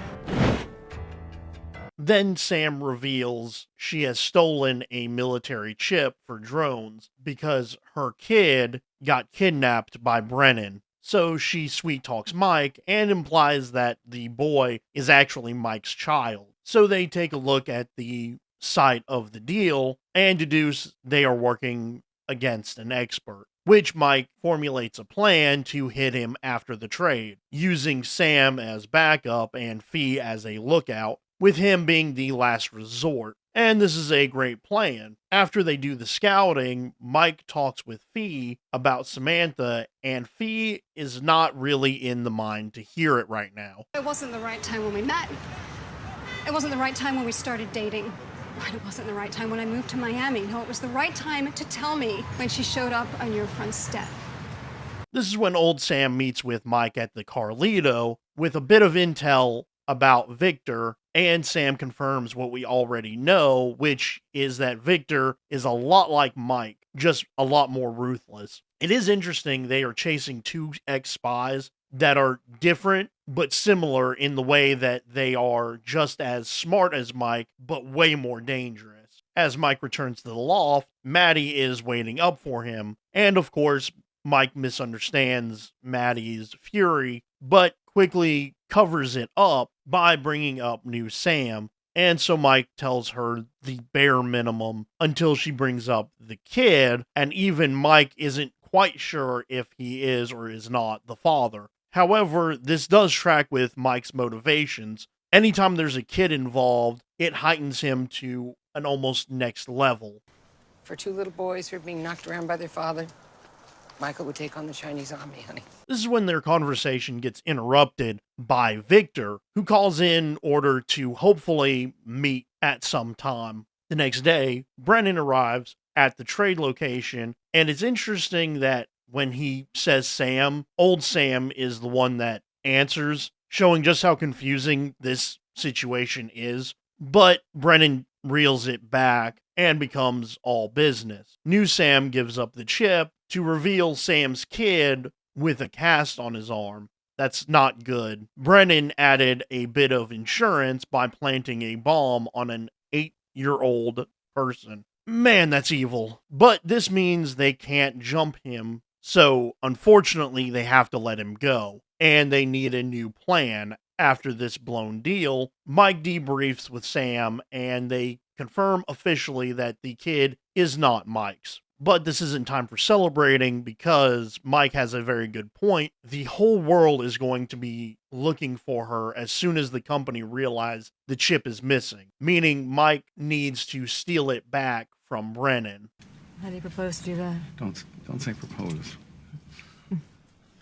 Then at the loft, Fee and Sam are waiting outside due to Maddie smoking, and right on cue, Fee wants to go on an armed assault on Brennan, but Sam is able to actually talk her down. This is where Mike comes up with a plan that requires Fee to act jealous. They break into Brennan's house, and it doesn't work as expected, so Mike and Fee have to be themselves for a change. This gives Mike an opening to offer to help Brennan test the ship because he heard that new Sam messed with it. Unfortunately, Brennan doesn't think he needs the help and shoos them away. They debrief at the Carlitos with new Sam and Saved by the Bell. Carla's men show up for Mike to take him to a meeting. I never actually thought I'd look forward to this. Excuse me.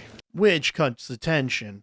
During the meeting, after Carla confirms he is telling the truth, she is a lot more relaxed and she agrees to stop following his every move. But she mentions management as the entity above her, which I believe is the first time she has ever mentioned. And honestly, I think Mike is too preoccupied to even pick up on the fact that now he has a bigger enemy to go toe-to-toe with. After the meeting, Brennan calls to get Mike's help. And when they arrive at his place, Brennan holds them at gunpoint and explains that when the chip is out in the open, he wants eyes on them. Basically just to ensure that there's no funny business involved. When they arrive, Brennan brags about leaving the chip in the air 23 hours a day. And in that plane, considering this could be Brennan's plane and he only needed to hire a pilot to do this, it would be so radically expensive, almost enough money to, I don't know, invest and live off of the interest instead of stealing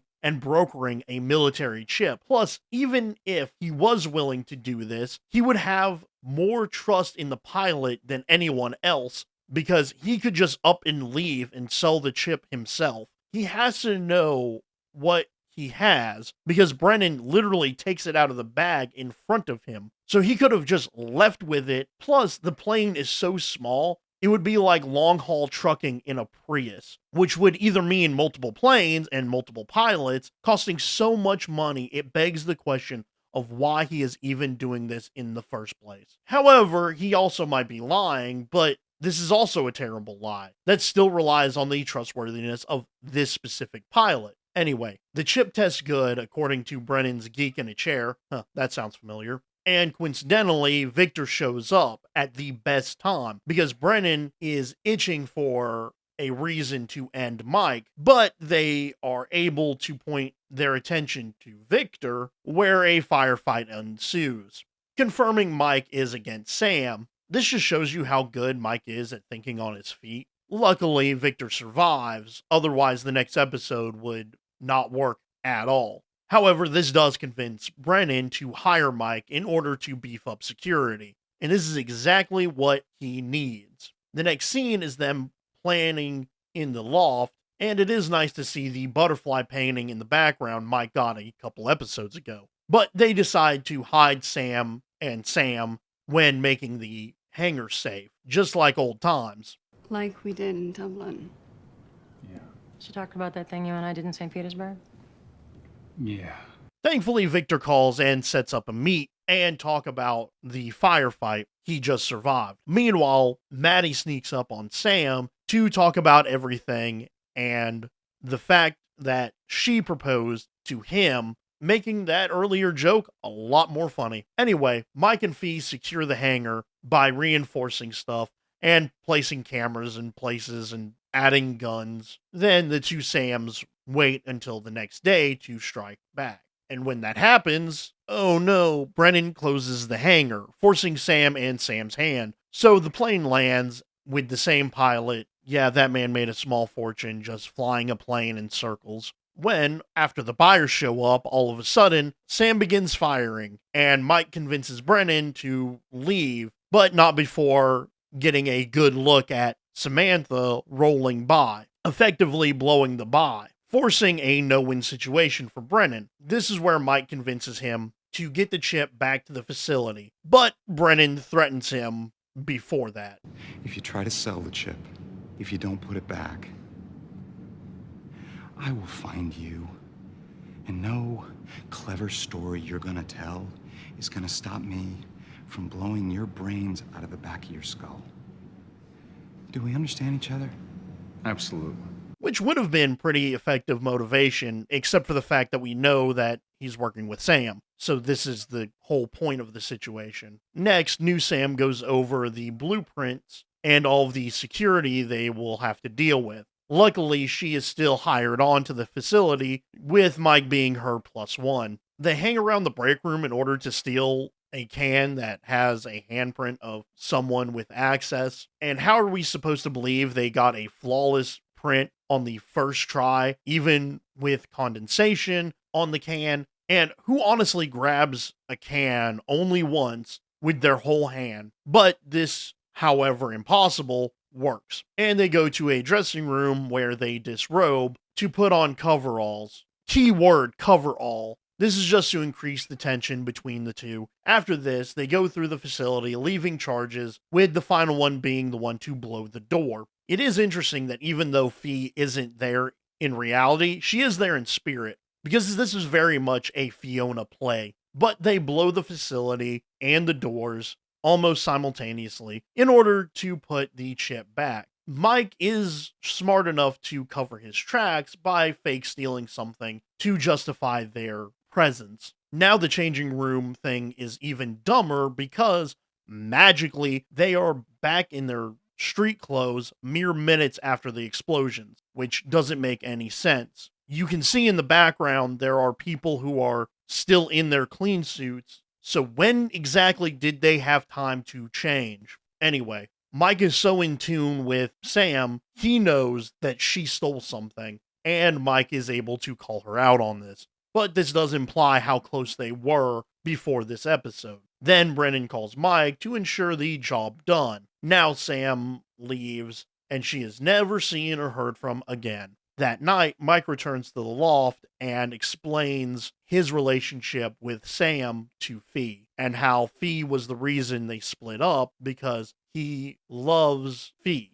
Yeah, that's like some big news or something. Honestly, this whole series, they've been on again, off again, and they've been playing that will they, won't they, but at least they get together a lot faster than Jim and Pam from The Office. But it is frustrating, they always seem so close. The next morning, Mike modifies a camera to be a stun gun, which wakes up Maddie. And they talk briefly about the conversation last night until Mike leaves to meet with Victor. And that's why he had to disguise a camera as a stun gun. He needed to get past the metal detectors, which is just so smart. I can't even begin to give him the kudos he deserves for that. He meets Victor in the bathroom, and after some small talk, they fight. That ends with Mike stunning Victor and knocking him unconscious, with Mike ending this episode on a somewhat confusing note. Will you lie to learn something important? Yes. Will you betray someone to serve a higher cause? Maybe. Will you trade another man's life for your freedom? You don't really know the answer until you face the question. I mean, it's Mike. He's not really going to trade Victor for his freedom, right? But this sets up the finale perfectly. This episode is good, not great. The Samantha twist did surprise me the first time. The fact that Fee has all of this animosity towards Sam just shows how much she actually cares for Mike, but also just as much that Mike has feelings for Fee. Sam was kind of on the back burner. I think this is because really there isn't that many jokes that can be made about the two Sams, but he was able to reveal some background to Victor. All in all, can't wait for the finale where Mike takes the fight to Carla herself. This episode begins with a quick catch-up from the mid-season up until now. It was a little bit more effective in the last episode, with it being disguised as Michael filling in Carla, but whatever. Then Mike waits to meet with Carla, who continues to pry for information, and we learn Carla was also burned, and she too was angry, but ultimately accepted the role. And I mean, how could she not? I mean, honestly, they are very charming people who will threaten everybody that you've ever known or loved. This is when she drops that the fact that management is on their way and they are not happy. This could be interesting considering Mike was angry at Philip Cowan when he thought he was the one that burned him. So I can't wait to see what he actually does when management, the ones who actually burned him, meet. I mean, his life could be worse. Oh, I know. I could be this guy. This meeting ends, and Mike returns to the abandoned airstrip from a previous episode to meet with Victor. But Mike is a bit paranoid. I mean, observant. So he notices the shreds of plastic, meaning Victor cut his restraints, leading to an impressively coordinated fight and ending with Fee using her beanbag rounds to subdue Victor. And seriously, this is kind of a problem with just media in general, but when Fee and Mike had their little exchange before going into Victor's prison, she is explaining that she has beanbag rounds in the gun. She then racks the round, which would make sense a little bit. Maybe she's not keeping one in the chamber, but with Victor being as dangerous as he is, I don't know why she would even think about doing something like that. But let's assume that she did. When she walks into the prison, after hearing the commotion going on, she racks another round inside the prison to subdue Victor. So she's either lost one round if she didn't have one in the chamber previously, or at worst, 2 rounds. Now, this is the person who, throughout this series, is buying and selling weaponry. How does she not know this? I guess it's a cool shot, but doesn't make sense. Anyway, with Victor tied up, again, Mike attempts to appeal to Victor's humanity. Mike, this is the guy who tried to blow you up. I mean, honestly. But it's a little hard to trust someone when they've tried to kill you 4 times. And just for a bit of fun, let's go through all of the brushes with death dealt by the hands of Victor. The first was when he was playing chess with a pistol to the groin. The second one by a fiery explosion. The third was a firing squad to help sell his cover ID. And there could be a half a point where Victor outs a cover ID for that weasel who stole from Method Man. And of course... 4, that seems high. Oh, come on, you're counting earlier with the chair. Yes.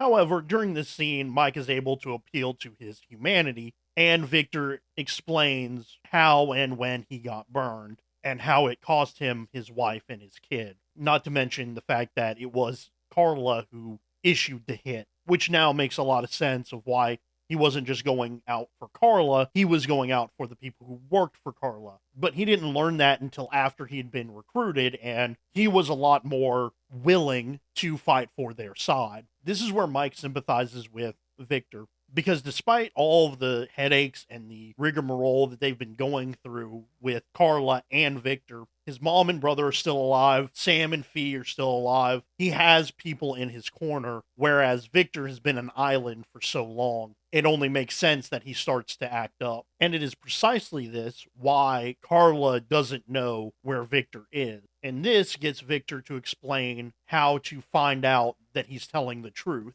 He has a boat that is booby-trapped with a claymore, and he tells Mike and Fee how to disarm it. During this time, Fiona and Sam are right to distrust him, but they need answers, so Fee and Mike leave to find Victor's boat, and when they arrive, Fee is able to defuse the place so they can search it safely. To find a healthy diet and a case full of pictures and news clippings of Victor's family, and Mike is able to empathize with the man who has taken plenty of shots at him for the first time. Meanwhile, Sam is interrogating Victor in a cage outside of his initial prison. And even though Sam is good at interrogation, Victor is a little better. Establish your identity. That's what, number 5 in the military interrogation manual?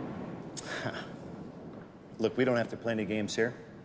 Fact is, we're both on the same side, right? Fear down, approach 14, right?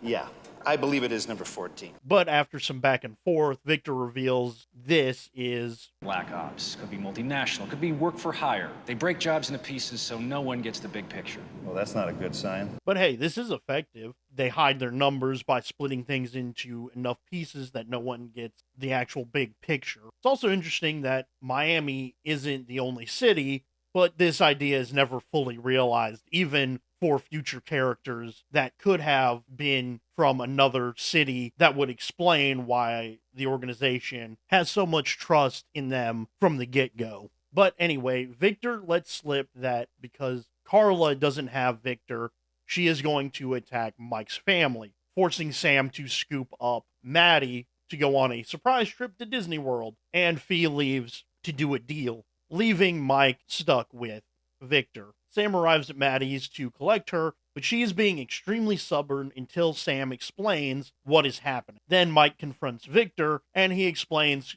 Carla's plan, and Mike looks like he is going to expedite her plan. Look at it this way. When Carla finds out you hid me, all your questions will be resolved. With a bullet to the head for both of us. Oh, you're gonna kill me yourself? Well, hell yeah. If you're gonna step to the bell, you might as well ring it, huh? I absolutely love that phrase, and I use it whenever I possibly can, and nobody catches the reference. Anyway, Victor is now Mike's client, which is weird to see him that way, especially since we saw him as a monster in his introductory episode. But for now, he has to be one of the clients. Also, not many people get the privilege of driving the Charger, and Victor gets to drive it almost immediately after making friends, leading to an amazing chase scenes filled with gunfire and explosions. Now, initially, I had a problem with this scene, thinking that because of how much horsepower the Charger has, it would be able to outrun the Crown Vic, which is true. However, the way they're driving doesn't give the Charger the edge. While they're driving in circles and weaving and bobbing, yes, the Charger has more horsepower. It handles like a boat, and so that makes sense that they weren't able to just simply outrun them, meaning Mike had to shoot and create explosives on the fly in order to get away. It does not, however, explain why they are so close to them after that big straightaway and then back onto the street. That I will take a point off of. And this is where they get chased down to a parking garage, and that's when Carla calls to warn Mike about Victor. And, well, cue the broken record of threatening the family, threatening his friends, threatening everybody he has known and loved. Blah, blah, blah, same old, same old. And this gives them time to box in the garage. Sam and Maddie are still fighting. That ends with... You want a beer? No, Madeline. I don't want a beer.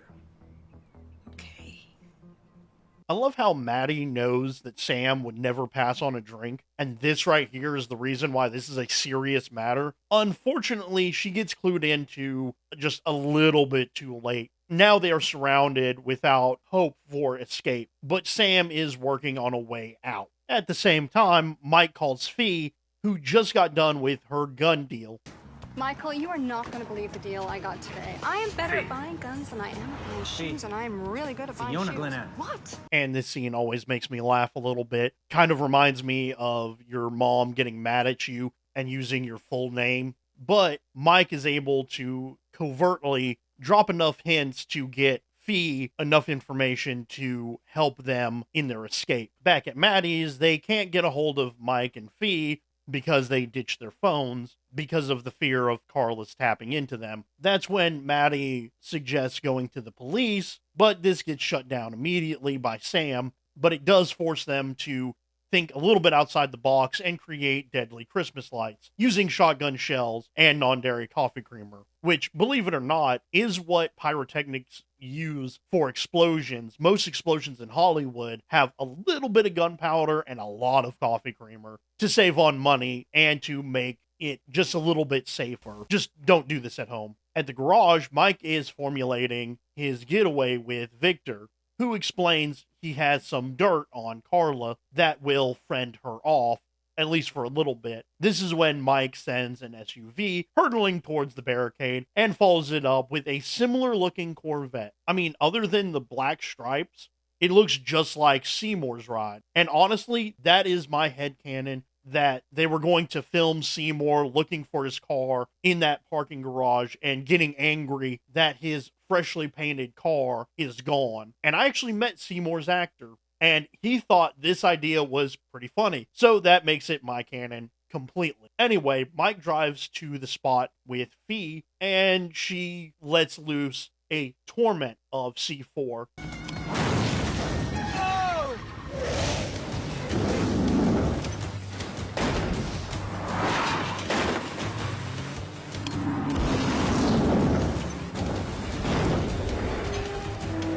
And before you say she couldn't be able to put this together so fast, in an earlier scene, you see not only the C4, but the detonators that are in her trunk. For a brief moment, however, this does subdue Carla's men for both of them to escape. They show up to Victor's blackmail, and along with some foreshadowing. This is just about putting a bullet in Carla. It would have been over a long time ago.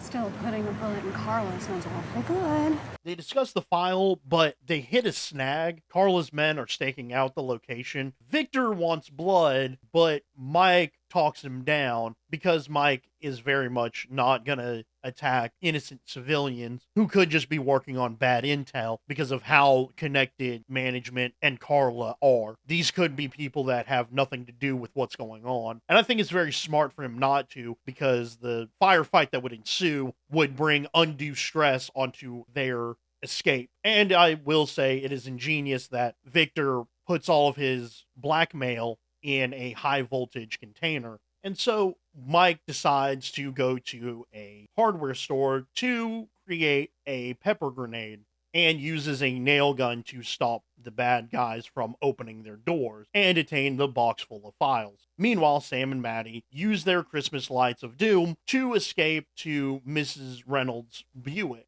And after they are clear, Maddie blends into a hotel scene and gives Sam up to help Mike. Once free of Carla's men, Mike and Victor discuss the file and have plans to go to Cuba. Unfortunately, this is without Fee, and Mike begs Fee to help Sam protect Maddie. Also, she lends Mike the Saab on the condition he brings it back with a full tank of gas. And just like Fee would, she kisses him goodbye, but also slaps him just in case. She leaves, and when they get to the boat, Victor says some profound knowledge about his burn notice. Who cares? Name of the file. Behind that, another name. This is one thing that Mike should have taken to heart. Fee is able to find Sam at a bar, and they debrief a bit, but they also agree to go back and help Mike. So they head to the dock. Then Mike and Victor board the boat and begin to cast off when... Well, this does complicate the matters. Carla is here for Victor's corpse, but for some insurance, she rigged the boat with C4. Now Mike has a choice, an angel and demon on his shoulder, if you will, until Fiona gets her wish by ending Carla and her reign of terror. However, this means her and Sam are now fleeing under gunfire, and now Victor tells Mike what Mike needs to hear in order to be prepared for his next meeting. Also, he tells Mike that there's no way he's going to be able to have this meeting without Victor being a corpse, which is pretty sad, especially since we know how skilled Victor is and connected to this organization. It would have been interesting to have him stay on the team a little bit longer, but I understand where the writers are coming from taking him out right here, because they put in a different Dark Mirror at the end of next season that does a way better job of being the Dark Mirror that Mike really needs. And unfortunately, Mike has to kill somebody, which is actually kind of sad, despite all the things that had been happening previously. They did have a pretty good amount of chemistry. However, management shows up in a helicopter, and Mike plays it off as cool as he possibly can. And Mike is able to bring all the information that Victor had attained to show how corrupt Carla was and why he had to get his team to clean up the mess. And due to all of this happening, management actually is impressed. So much so that they offer Mike Carla's job. But all Mike wants is this. I want you people out of my life! YouTube used to have this scene as a loop for 10 hours, and I thought it was pretty funny. However, this finally shows management's cards by explaining that management has been shielding Mike from all of his old enemies and the cops, which actually makes a lot of sense. I mean, honestly, for the past 2 seasons, they've been blowing up Miami and in gunfights, and for some reason, they always get away with it. And this is when management gives Mike the offer to leave, and it seems like he is going to take it and close the door, but... I'll take my chances. Come to me, the moon is closer than your eyes. I can barely see.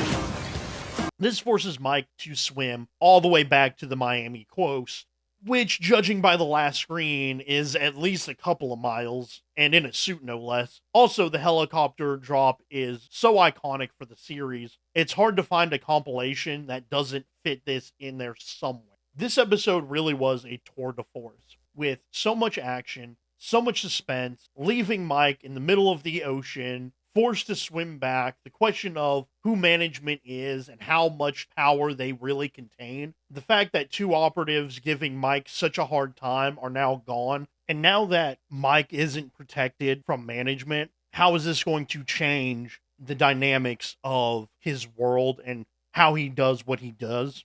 This, in my opinion, is the best season finale so far, leading directly into the next season with a whole lot of questions with minimal answers. Mike was definitely the main focus, and so was the burn notice, but for every obvious reason, I did like the roles Sam and Fee play. They were in it just enough not to miss. Victor will be missed, especially since later in the series, they gain another member to Mike's team. Would have been nice to have a slightly crazier Mike they would routinely have to rein back in, but his death was very much justified, as well as Carla's. I'm so happy to see her gone for making Mike's life a living nightmare.